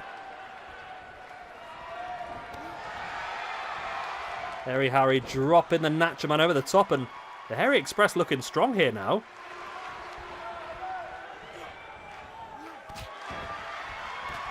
Harry with the slaps across the face. Nacho Man with the boot in the gut. There's the pin now in the middle by Harry Brown. Not quite enough. Burrito Boy now taking him up into a backdrop. The Nacho Man slamming the face of Harry into the mat. And I'll tell you what, El Paso making a lot more work out of this than I thought they would do. I thought they would have absolutely aced this one pretty quick. But there's the pin by Burrito Boy. Only a 2 count. Nice backbreaker there by Harry. Brings Nacho Man. I can't see the screen at the moment. My microphone's in the way. There we go. Harry Brown heading up top here. As Nacho Man just slamming the face of Harry into the mat. Harry Brown now. Big elbow to the heart into the pin. There's no way they're pulling this off of it. Oh my god, that would have been amazing. If the Harry Express had defeated El Paso, that would have been craziness.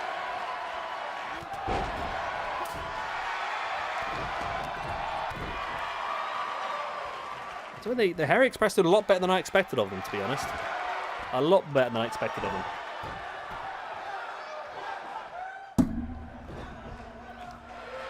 Burrito Boy takes a big hit to the back of the head by Harry into that discus elbow, discus forearm, if you will.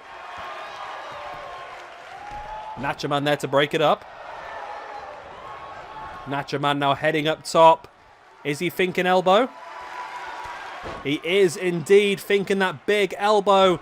Burrito Boy has Harry. Well, he did have him tied up, not anymore. As he breaks up the pin, Burrito Boy messed it up a little bit there, you know. The Nacho Man now slamming the arm of Harry Brown. Harry Brown. Twisting the head now, and the been busted open as Harry Brown.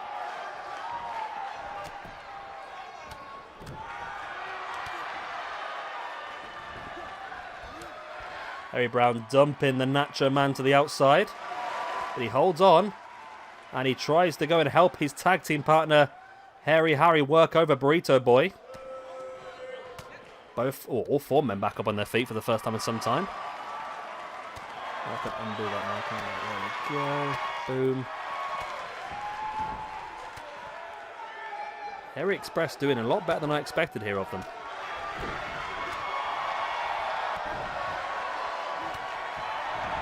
Nice forearm. Big poke to the eye by Harry. A clap to the side of the face.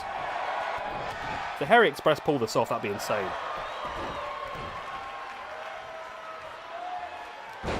Hiya, 404. Are you the same 404 as normal? Your name's changed.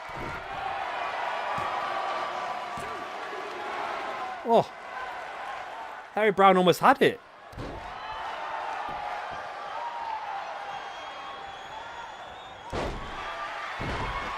Oh my word. You know, this could be. This could be the Harry's day, you know. No, it's not. Nacho Man French Chancery. Big clothesline there by Harry.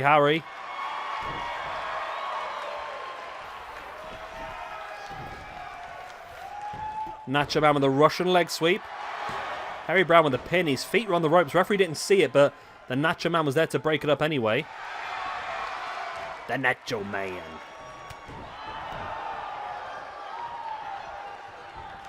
Boom. Big axe handle. Burrito Boy now working over Harry. Up on the shoulders looking Death Valley maybe, but no. Harry able to break free.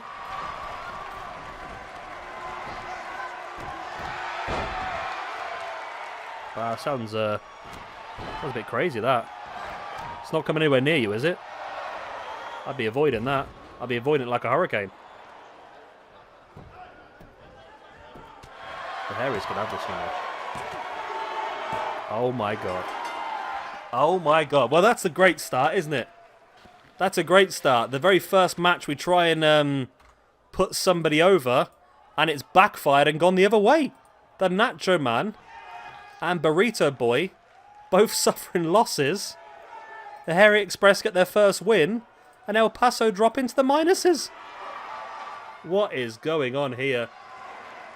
Absolute craziness here. The Hairy Express pick up an incredible victory. Incredible victory. This is pure insanity here. And it puts Burrito Boy joint bottom of the rankings alongside Uska Keenan. Wow.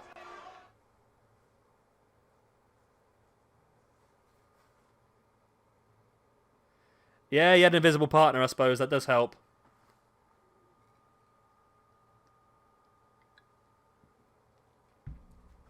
Well, next up then, Mongolian Beef takes on Marcelo Zapuila.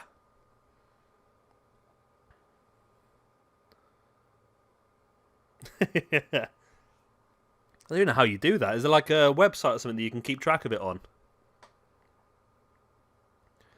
Right, so this is the debut of Marcelo. Of course, I've already announced that Marcelo is going to get an opportunity at the Television Championship on our next episode of AEW against, of course, the champion Dragon Sekimoto. And tonight's his chance to go one-on-one against the big man Mongolian Beef. Wow, he is a big man. Look at him. He took a knee to the face. Mongolian Beef is massive. Look at him. To be honest, though... Oh no, Mongolian Beef is in firm control. This is Mongolian Beef. He is huge, isn't he? He is pure Mongolian Beef.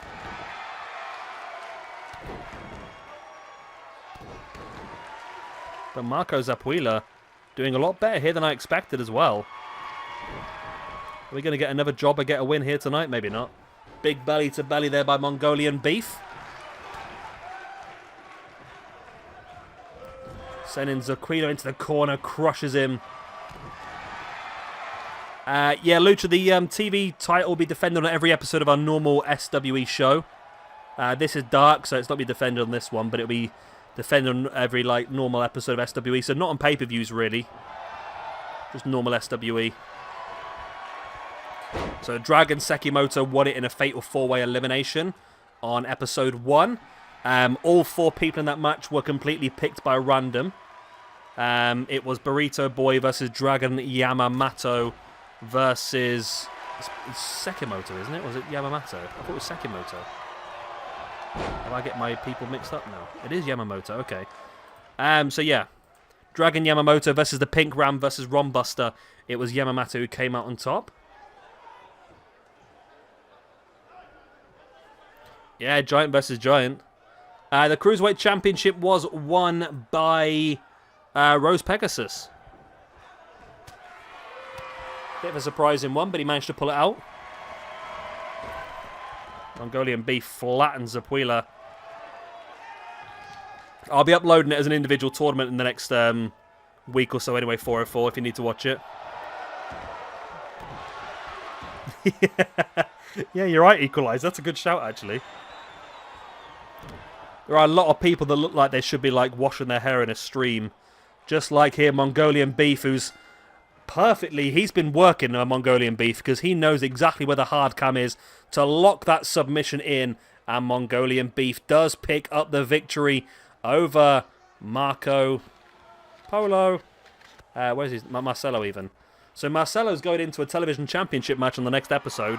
And he's just been absolutely rammed here by Mongolian Beef. The big man, the beefiest of Mongolians. Has a big future, I think, with us. And that's our first chance to build him up. Well, at least one of our jobbers actually got the victory. I need to take subtitles off because they're annoying me.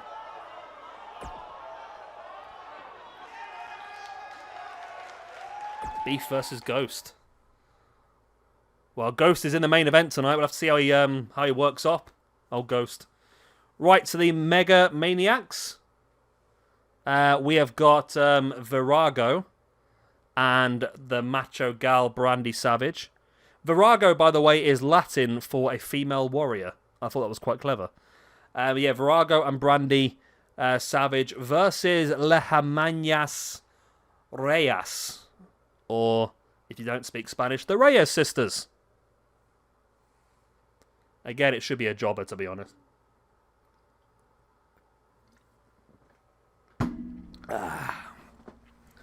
That beer's not cold. That beer's not cold. That beer is not cold.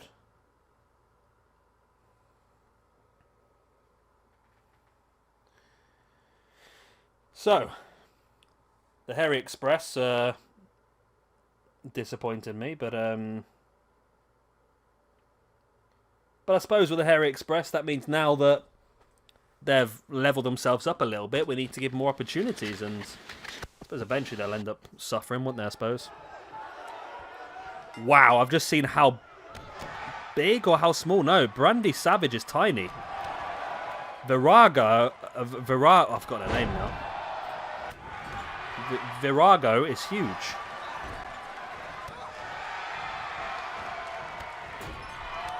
I'm not sure if I like her or not, to be honest. I mean, it was a randomized one, and I just added the face paint on to try and make her a bit more warrior-like.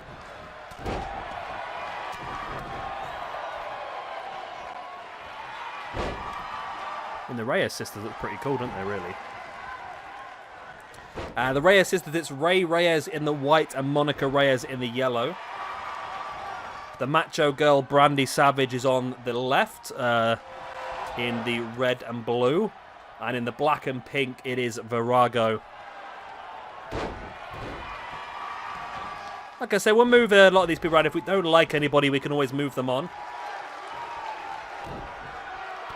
Maybe I might, off camera, I might just go and change Virago's attire a little bit, to make it a little bit less garish. Yeah, I must admit, Lucha, they are the big underdogs for this one. But I must admit, I'm not a massive fan of Virago at this point in time. Even though it's one that I made earlier.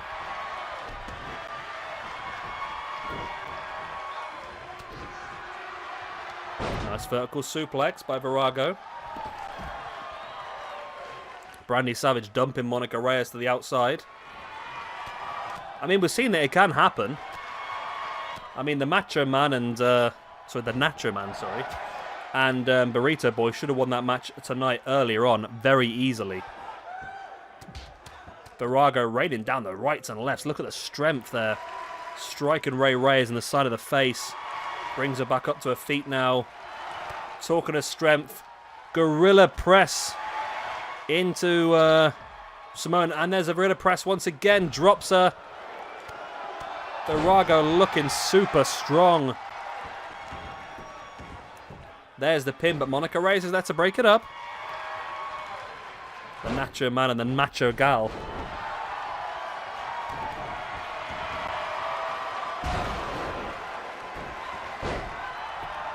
Virago with a pin once again. Again, Monica Reyes breaks it up. It seems like only a matter of time here, doesn't it? Snake Eyes by Virago.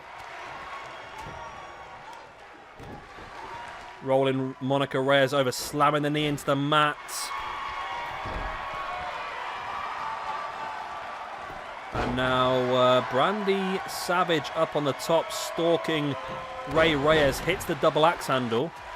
I mean, this is pretty one-sided at the moment, isn't it? It does seem like a matter of time, doesn't it, really? As Brandy Savage heads up top. Oh. Virago. Virago, why did you move her?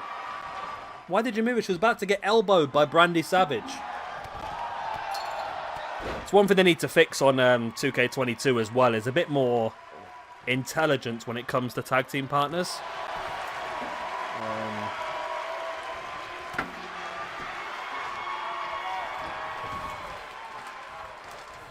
Yeah, it's a pure beatdown, isn't it, really?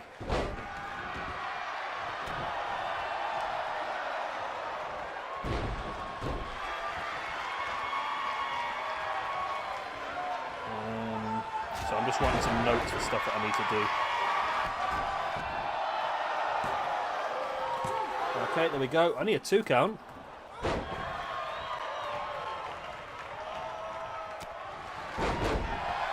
I mean, the good thing about this is we're going to get 2 strong singles females, very highly rated up as well.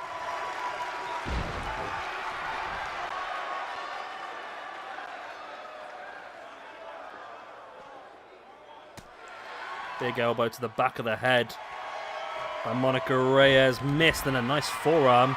Ray Reyes just hit a twist of fate there. Ray Reyes hit a twist of fate on Virago. He's now heading up to the top. Looking to drop an air elbow drop, but Virago moved out the way. Big strike, and now looking to rain down the lefts and rights. Virago now bringing Ray Reyes back up to her feet and sent over the top. She holds on though. Nice step of Inseguri there by Monica Reyes. All of a sudden the Reyes sisters, or Las Halmañas Reyes, have definitely come more into this one. Monica Reyes really working over the Macho Gal Brandy Savage. Nice roll through there by Ray Reyes, who's now heading up to the top once again. She thinking moonsault maybe? She is thinking moonsault. She hits it as well. Monica Reyes escapes out the back. Is it going to be a pin? She does go for the pin. Monica Reyes working over Brandy Savage. It's only a 2 count. Wow, that would have been a hell of an upset once again. The Reyes sisters looking pretty good again tonight. We really thought this was going to be one-sided, and it's not really worked out that way at this point in time.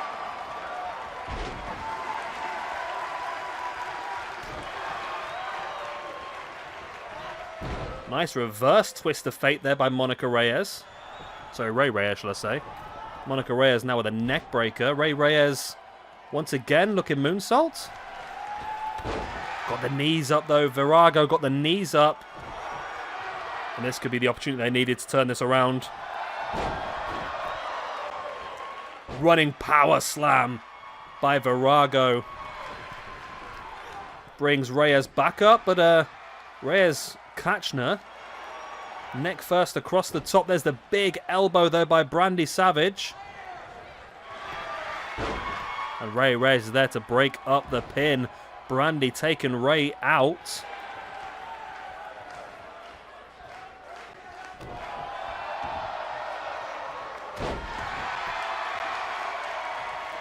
Front chancery here by Ray Reyes. Virago caught with a knee in the face by Monica Reyes.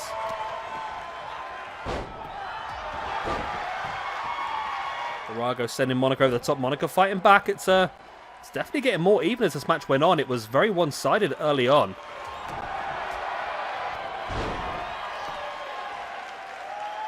It's an atomic drop by Virago. Slamming the back of the head of Monica Reyes as Brandy Savage raining down the rights into the face. There's a big splash to the back by Virago. That could be enough, you know, if Brandy can take Ray Reyes out of the opportunity. She does dump her to the outside, and it's only a 2 still. Wow. Wow.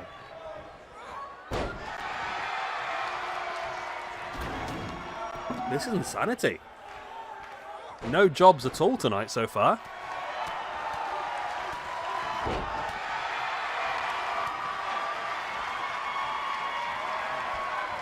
Monica Reyes sending Virago into the corner, looking for that running dropkick. Virago avoids.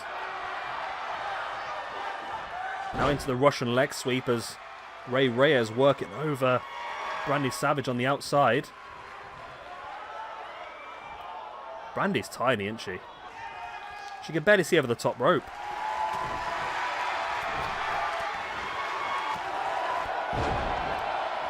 Nice running power slam by Ray Reyes. Monica with the boot in the gut of Virago now into a big DDT. Monica Reyes now with a pin. This could be enough, you know. Still only a 2 count. It's been a pretty good match so far. The Luchadora tag team is looking incredibly good. Lula Luchadora. Looking for that gorilla press and drop, so that's got to be a great chance for Virago to get the pin as Brandy Savage dumps Ray Reyes to the outside. Surely that's enough. And it is. The ultimate Mayhex do get the... Mayhex? You know what I mean. Monica Reyes and Ray Reyes suffer the losses. Where's Ray Reyes? There she is. Nope, only a -1 for you. And then it's a win for Brandy Savage and Virago. Into the tag team division, the Ultimate Maniacs get a win, and Les Hamañas Reyes get the loss. There we go. Rankings are updated as of the end of that match then. That was an interesting one again. Really much more difficult than I expected it to be. But the team of the Mega Maniacs come out on top. Yeah, I think I might change Virago's attire, because that's very garish for me. Right, next up is the Perfect Storm. First tag team appearance for these two. Oh, I've not been marking this down, have I? But that's fine, I've got it now. Yeah, the Perfect Storm. Yeah, I think I might make... I don't know, should I make the Macho Girl a bit higher and then make Virago a bit smaller? Just to try and make them look a bit more normal. Because they're both a bit weird, aren't they, really? They're both on the extremes, aren't they? Right, so this is the Perfect Storm. Firestorm and Brainstorm take it on Thunder and Lightning. Black Thunder and Jerome Lightning. This should be an interesting one. I might, like, change some of the... I don't know. I don't really want to change too much. I want to sort of keep a little bit to what the game has given us. But at the same time, I'm just thinking whether I should maybe change Black Lightning's attire to make him a bit more like yellow. The lightning aspect of it. Brainstorm, I like Brainstorm a lot, you know. Brainstorm, I think, has got a good chance of being one of our big stars in the hardcore division. I think Brainstorm versus Bruiser Lee would be a very interesting match at some point. Have I got Brainstorm? I have got Brainstorm down as a hardcore division, haven't I? Let's have a look. Hardcore belt.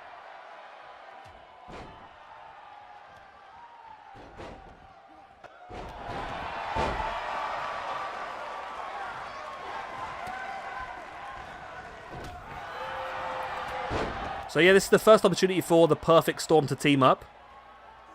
We've seen Firestorm already. He has had one match and lost it.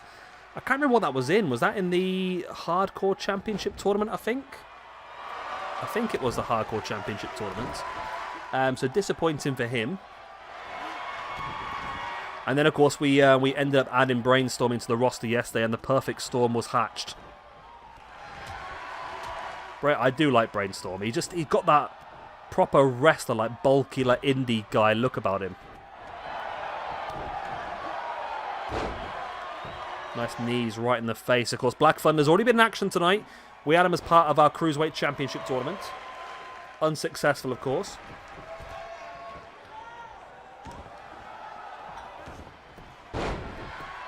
Nice reverse Rana by Jerome Lightning. Brainstorm with a clubbing blow to the back, now taking Lightning up into a backbreaker. Firestorm fighting back nice, running forearm. I mean, there's not really a massive difference in stats here, but at the moment, the Perfect Storm are looking good. Brainstorm taking him up and dropping him in that pump handle bomb.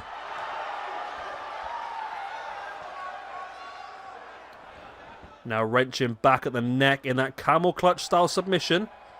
Jerome Thunder able to break free. Of course, still got a few matches left for you here this evening. Next up, we've got Big Daddy G making his debut against the debuting Derek Sandy. Then another two debuts as Priscilla Pink takes on the Great Luna. And then we're going to see the debuts of Ghost and Crib and Cool in a Fatal 4-Way Hardcore match. Also involving Bruiser Lee and Oscar Keenan. Yeah, I think Bruiser Lee versus Brainstorm could be a very, very strong match, that one. That's one that I would very much like to see. Big boot in the face there by Jerome Lightning, and Brainstorm has been busted open. Firestorm flies to the outside, getting caught by Black Thunder, who rains down with a Thunder and Lightning punch to the outside. And Thunder and Lightning looking good here. Looking very good, of course. This is part of the tag team rankings as well.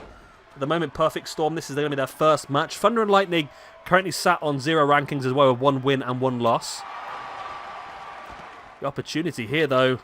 Boom. Big boot in the side of the head by Jerome Lightning on Brainstorm. There's the pin. That could be enough, you know.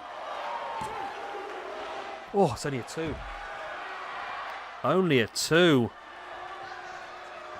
Almost a victory here tonight. Almost a victory for Thunder and Lightning.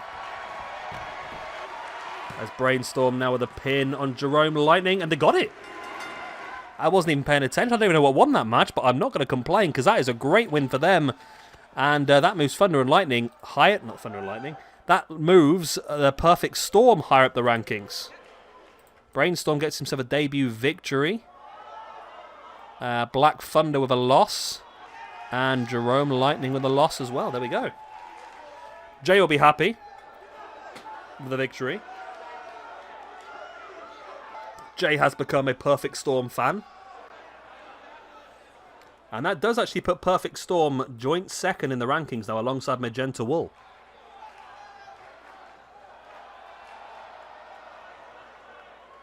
And there we go. They're very happy with themselves. Very happy indeed. Let's move on then to the next match of the evening. Oh, I got scared then by Sky Sports notifications.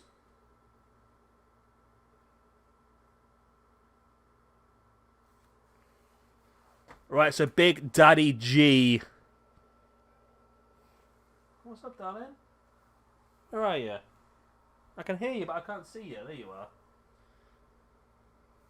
Just thinking, look at Big Daddy G's face. He looks a bit like Bobby Lashley with long hair, doesn't he? He's wearing Albert's gear, I think, by the looks of it. So here we go. Wow. Yeah, this is going to be a bit one-sided, isn't it? Big Daddy G versus old Derek Sandy. Derek Sandy, many years' experience here in the wrestling world, getting his first big opportunity. But I'm not. Even on the outside of the ring, Big Daddy G looked like he was the same height as Derek Sandy, while Derek was inside the ring.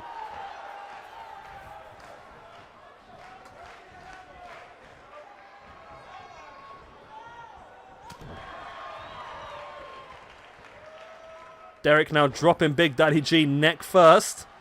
Boot in the back of the leg. But oh, there he goes. Big boot in the face.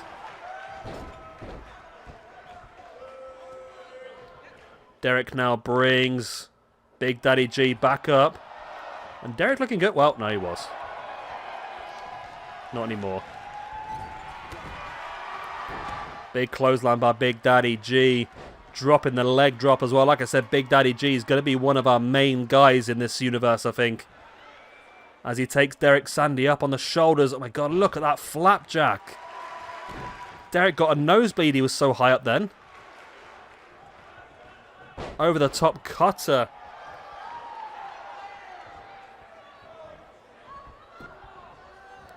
Derek, don't fight back, mate. It's not worth it. It's not worth it, Derek. You're just going to get hurt more. Just accept it's going to happen and just give up. It's the safest way forward, Derek. Big sit-out power slam. And Big Daddy G watching over. Yeah, we can do, yeah. The problem is 404 is I'm not entirely sure who's a giant and who's not at this point because the game randomized it all. I didn't check all the heights. So I just sort of... I've just sort of been picking randomly, and at the moment, oh my god. He just hit it left in... Oh my god, if Derek Sandy wins this. No, it's only a 2 count. Yeah, we need to try and find out who some of the big men are, that's the only thing. I know Bernard Sampson's massive. And Big Daddy G is massive. We know those two now.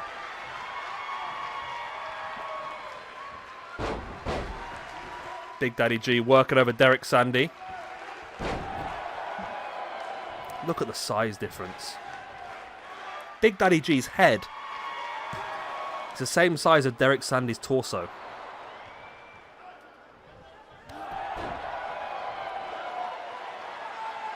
Yeah. Derek is definitely going to squash old Big Daddy's Big Daddy's had enough. Oh no. Derek flips out of the F5. Big boots in the chest. I'm not sure. Is Big Daddy Mike actually a Big Daddy? I'm not sure if he is. We'll have to give it a try. We'll have a Big Daddy off. Pin once again by Big Daddy G. Again, only a 2 count. Derek showing some incredible resilience. Now gets an elbow in the face. And again, the lifting DDT. If Derek does this. There's no way Derek's going to do this, is it? Oh my word. The biggest opportunity of Derek's had in his life here. The biggest opportunity he's ever had to screw me over. Big Daddy G dropping the boot in the gut. And now wrenching back at the neck. Really wrenching that neck. Ooh. Got my toe caught in the wire then. Big Daddy G dropping a boot in the back of the leg. Yeah, this is not... It's not gone as clean cut as I thought it was going to tonight. I put quite a few squash matches on tonight to try and build up who I saw as our biggest names. But to be honest, it's not gone complete to plan. It has gone now. There you go. Big Daddy G does get the win over Derek Sandy. There we go.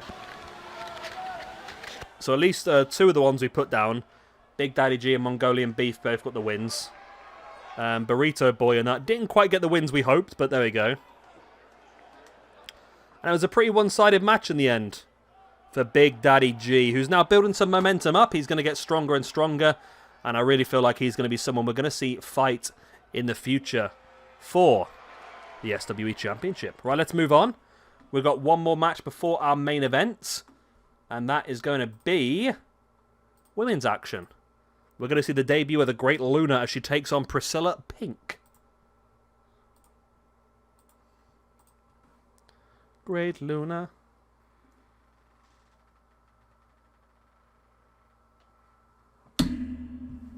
Oh. Big Daddy versus Ghost.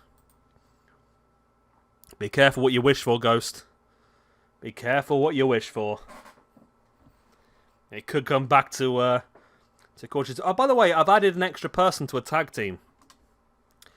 Sugar Rush. I have added Chocolate Orange into the tag team Sugar Rush. So now it's Candy Floss, Candy Cane, and Chocolate Orange. Which I thought was pretty cool. Now we've got one more match after this. This is the Great Luna versus Priscilla Pink. The Great Luna, one of the potential big names in our female division. Against Priscilla Pink, one of our great jobbers in this division.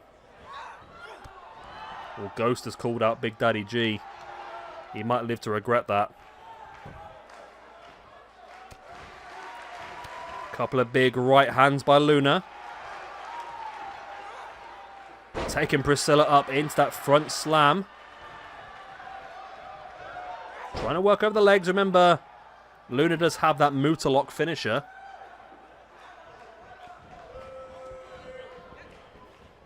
And Priscilla Pink knows that, so working over the arm. Very smart.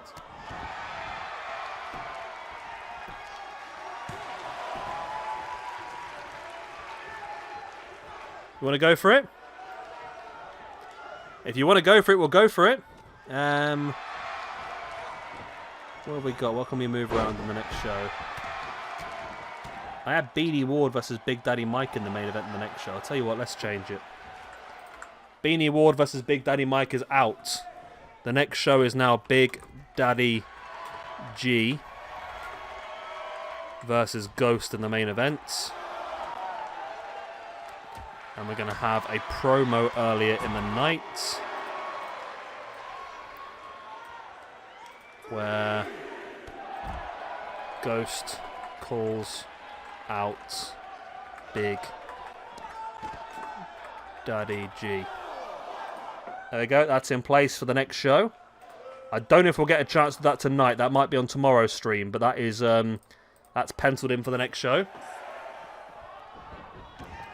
Big Daddy Mike and Beanie Ward aren't impressed because they were going to get their debuts.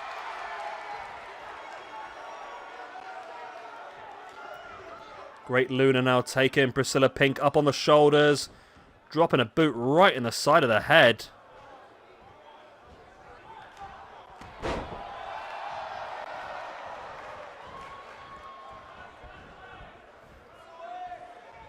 Priscilla Pink now taking Luna. And, oh, straight into the guillotine. But Luna's back up.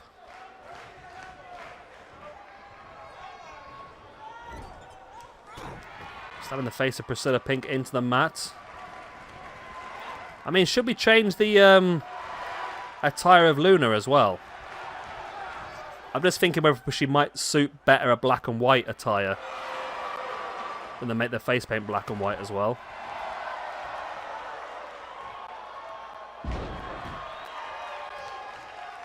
Tonight's main event isn't for the Hardcore Championship yet, Ghost.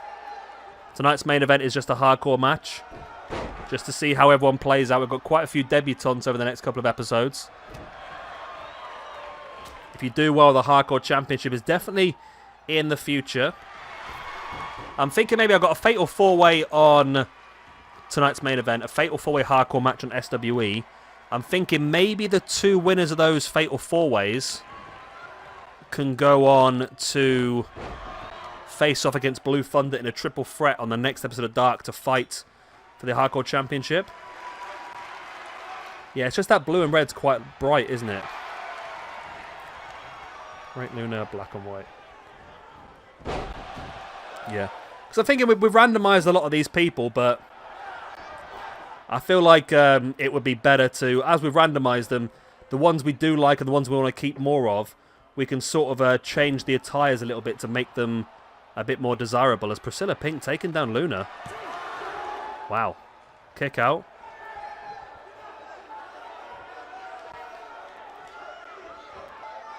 Yeah, okay, then after this stream I'll change it to black and white and try and make it a bit more interesting. Let's see what I can do. Because that blue and the red top is what's getting me. It is 24/7, Ghost, but the champion's not in that match. The champion's not in that match at the moment. I mean, we could do it. We could do... Oh, we'll do that. We'll say we've got the Fatal 4-Way tonight. We've got a Fatal 4-Way on SWE tomorrow. And then the winner of those two Fatal 4-Ways could have a triple threat against Blue Thunder for the Hardcore Championship. We'll do that. Hardcore Championship. So I'm putting that in for the main event of SWE Dark the night after. Blue... It's not Blue Thunder, is it? Well, it's Blue something or other, isn't it? Blue Hell. Not Blue Thunder. So Blue Hell. As the Great Luna gets the win, I wasn't paying attention. I do apologise. I was sorting out the Hardcore Championship match. Right, there we go. So Blue Hell. So Great Luna gets the win, which is great for Luna. Where are we then? So that was Great Luna with a victory over Priscilla Pink. Boom, there we go. So the rankings are starting to move in the right direction now, I think.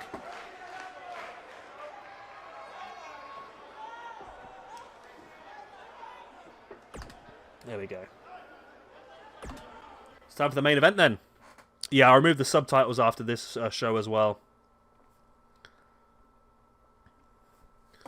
There we go. Yeah, so if there is anyone you want to adapt, let me know, of course. Like I said, as we move forward, we'll the people we do want to keep, I will edit to make them look a bit cooler. The ones we don't want to keep, obviously we can delete and replace.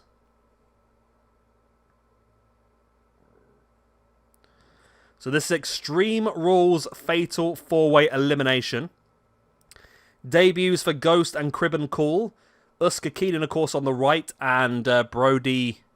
No, not Brody. Bruiser Lee on the left have both wrestled before. Uska's wrestled a few times now, actually.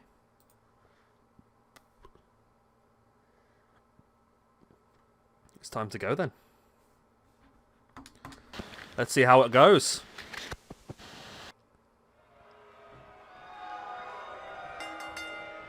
Ghost looking a bit like a Viking.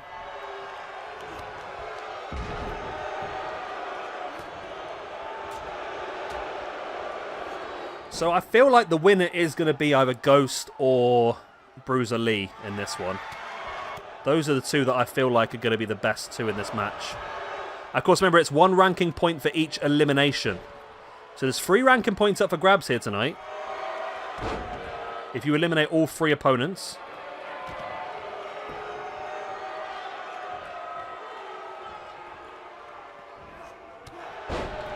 Nice suplex.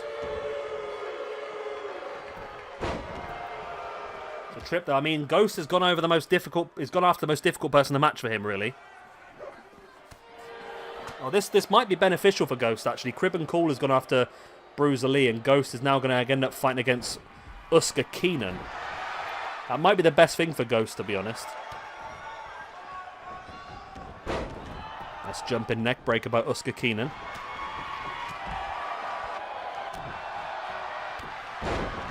Wow. Crib and Cool just low sweeped 2 people.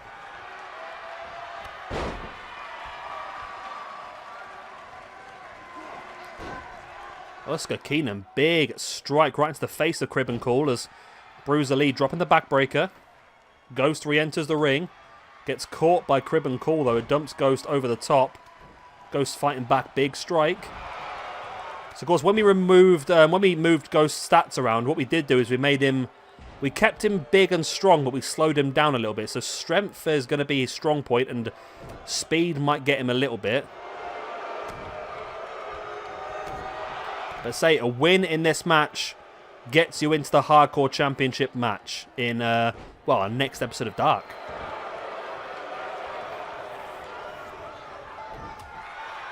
Bruiser Lee, big strike to the back of Oscar Keenan. Oh, Crib and Cool up top. Oscar Keenan just draped to the top of Ghost, and Crib and Cool takes them both down. Crib now taking the baseball bat away from Bruiser Lee. Swinging it, but Bruiser caught it. So it'd be good for Ghost just to stick away from this battle, you know, and just go after Oscar Keenan, to be honest. Just avoid Bruiser Lee for as long as possible. Because those are the 2 big men in this match.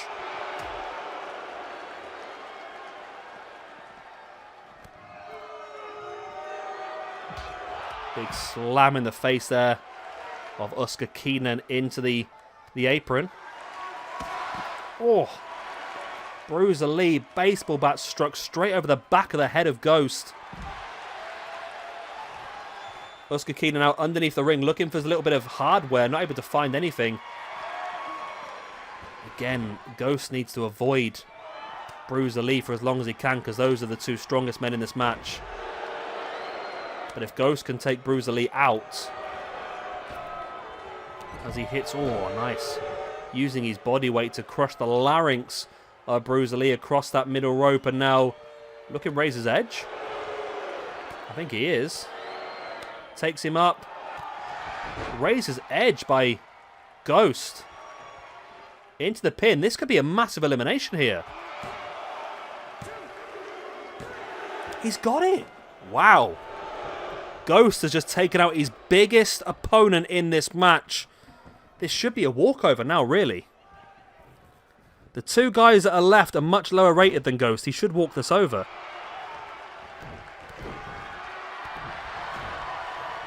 I don't know, 404.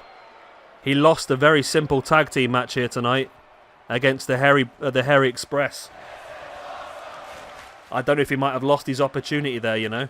Oh, what a dive by Ghost. Yeah. Say he lost... him and the Burrito Boy lost against the Hairy Express. That was supposed to be a jobbing match for them.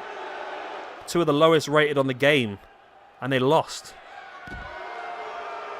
So Nacho Man's going to have to build himself back up a little bit, I think. Looking at the rankings. And who we got at the top? We've got... Well, if you ignore the other champions, you've got Big Daddy G's on 1, Brains...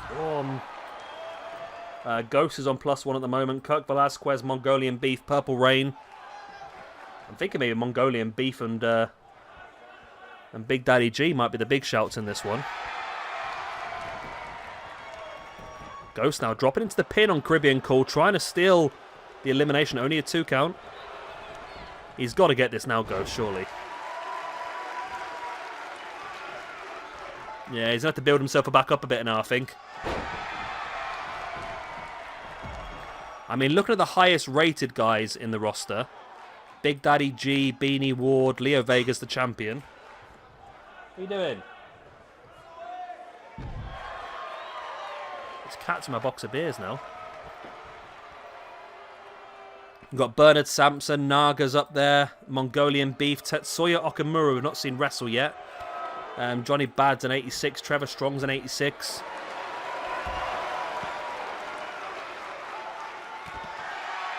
I really tried to help the Nacho Man out. I thought a win here tonight, an easy tag team victory, would secure him that #1 contendership spot, and he completely screwed it. Him and Burrito Boy.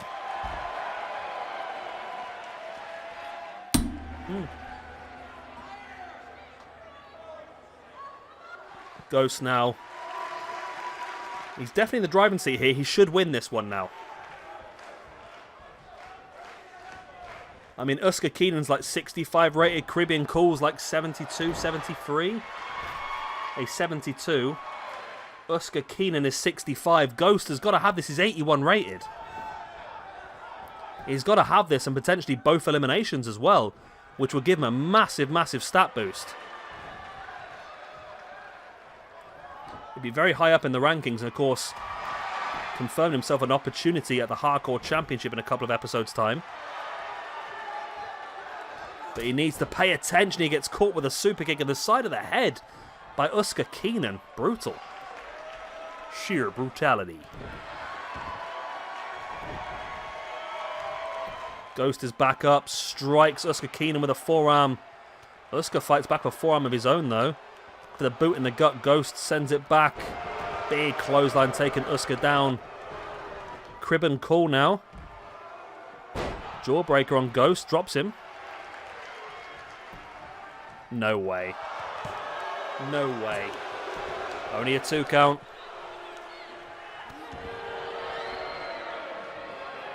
What are you doing? Oh, there's a fly in the kitchen. That's why they're jumping around like a madman. Ghost now with a boot in the... What the hell was that? 1 second. These cats are going mad.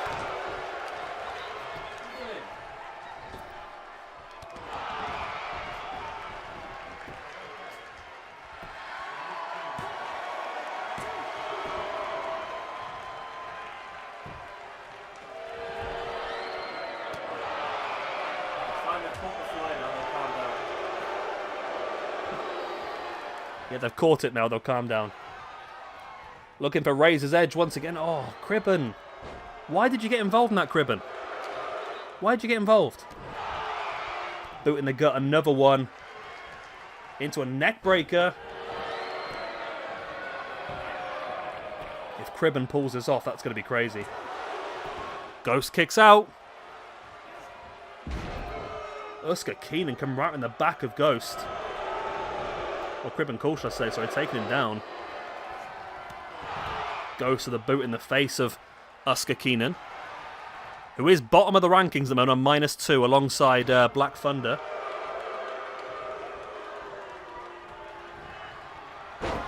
Nice, what a takedown that was by Ghost. Surely that's enough for the elimination. The Black Hole Slam. And there's the 3 count. Uska Keenan drops to -3 in the rankings. Ghost gets himself another point. That puts Ghost up to +2 in the rankings. Only one man now stands in between Ghost and an opportunity at the Hardcore Championship.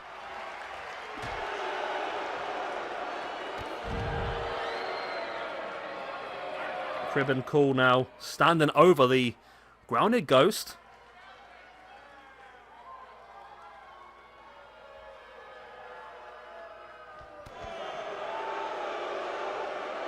Ghost slowly moving around. quite sure what the plan is for Ghost here. He's back up on his feet. Big uppercut right into the gut.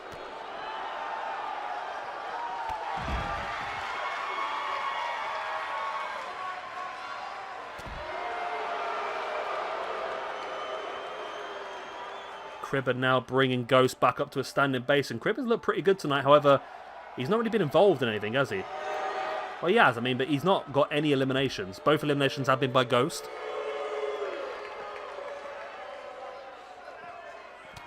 Cribben with the uppercut. Nice running Hurricanrana.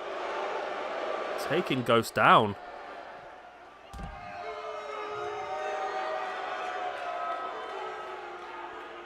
Cribben bringing Ghost back up, but Ghost fights him away, and Cribben's doing incredibly well here, actually. Much better than I expected.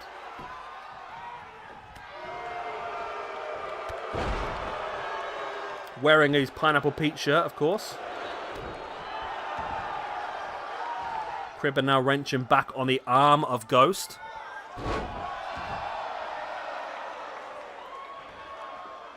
Cribben rolling Ghost over into the pin. Will it be enough? 1, 2. No, Ghost able to kick out on the 2 count. Ghost now in the back of Cribben, but Cribben fighting back. Sending Ghost into the corner. Running dropkick. Ghost flops back into the ring. Nice headbutt. See, Ghost is the highest rated out of these two, but Cribben looking good here. Dropping the elbow onto the inside of the knee. Trying to take the big Redwood down by, of course, taking out the trunk neck breaker. That could be enough, you know. That's a pin. 1, 2. Only a 2 count. Ghost able to survive. Cribben bringing Ghost back up to his feet. Ghost fighting back, sending Cribben into the corner. Cribben, though, fighting back himself. Look, another drop kick into the spine. So what, Cribben has really impressed me here tonight. Much better than I expected. I do believe that maybe he should be involved in the Cruiserweight division, though, because he's currently down as a heavyweight. So maybe Cribben should be moved. Let me just double check. No, Cribben is a Cruiserweight, sorry, okay. No, Cribben is a Cruiserweight as well. Nice leg drop to the back of the head. So Cribben can be involved with some Cruiserweight action. Pin. Ghost is busted open. You can't really tell because of the colour of his hair and beard and everything matches in with the crimson mask he's currently wearing.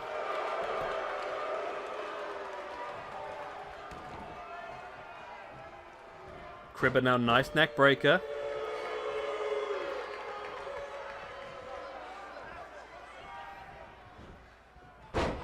Over the top.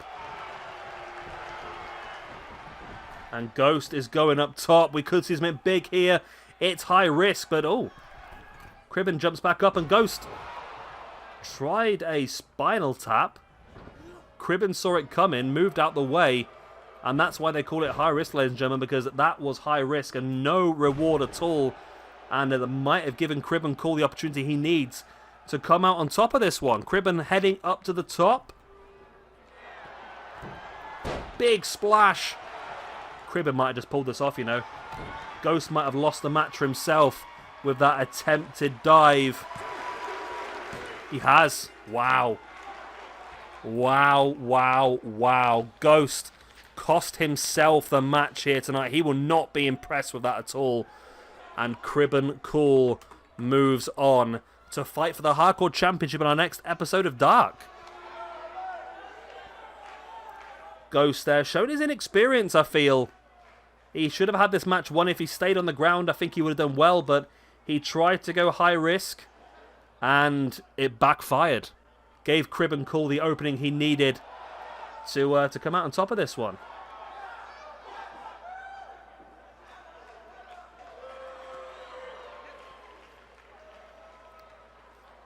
Remember though, I mean, if the majority does demand, remember, like we said, the hardcore division is 24/7 style. There's no reason why somebody can't just inject themselves into a hardcore championship match. Just putting it out there. But there we go, that's the end of this first episode of SWE Dark, or episode Well, it's episode 2 of our weekly shows, but it's got a bit messy in our actual playlist at the moment because we've got all the championship tournaments and that sort of stuff as well. But I mean, out of this one, Ghost still comes out pretty well because he got the 2 eliminations, so he still comes out in a positive. But of course, it's Crib and Cool who gets the actual victory in the match. So there we go. Crib and Cool victorious. And Ghost will be looking for another opportunity. And as we've already put into place, Ghost will get that opportunity on our next episode of SWE when he calls out Big Daddy G. I still think that's a very risky maneuver by Ghost. But if that's what he wants to do, he may have to suffer the consequences for his actions. But there we go. That's the end of our episode of SWE Dark and the end of our stream as well. I hope you have enjoyed. I'm going to go away now, do a little bit of work on this before I go to bed in about half an hour's time. And I'll see you again. Like I said, we'll do another stream tomorrow. Tomorrow, I think we'll just go for a standard episode of SWE and an episode of SWE Dark. So if there is anyone you do want to see in tomorrow's show, then please do let me know somewhere. In the comments. Is there a comment section of this? I think there will be one in the stream. But yeah, let me know in the comments or on the... I'll tell you what, I'll put it on the community channel now. Who would you like to see in tomorrow's stream? There you go. I'm going to put it on the community tab now, so you guys can put anyone in that you necessarily want to see. Should be back to the normal time, Lucha, which will be 7 PM UK time, and then whatever that works out as in the different places around the world. But there we go, yeah. So that means that basically I'm trying to work it out now then. So we'll have SWE and SWE Dark tomorrow, which means on Sunday when we stream, we will have a one night only. So we're going to have to sort of do a sort of vote on what sort of one night only you want to see, what sort of theme you want it to have. I've got some ideas of stuff we could do. We could do, I know, tag team based, women's based, hardcore based, cruiserweight based. We could do a weird sort of like strange bedfellows tournament sort of style stuff. There's a lot of stuff we could do. So yeah, we'll see how it all pans out. But I'm heading off to bed. So I will see you all tomorrow. Same sort of time, a bit earlier than it was today. Hope you've enjoyed. Good night, goodbye, like, subscribe, other good stuff, and tatty buys. How do I finish this? Oh, it's that button there, isn't it?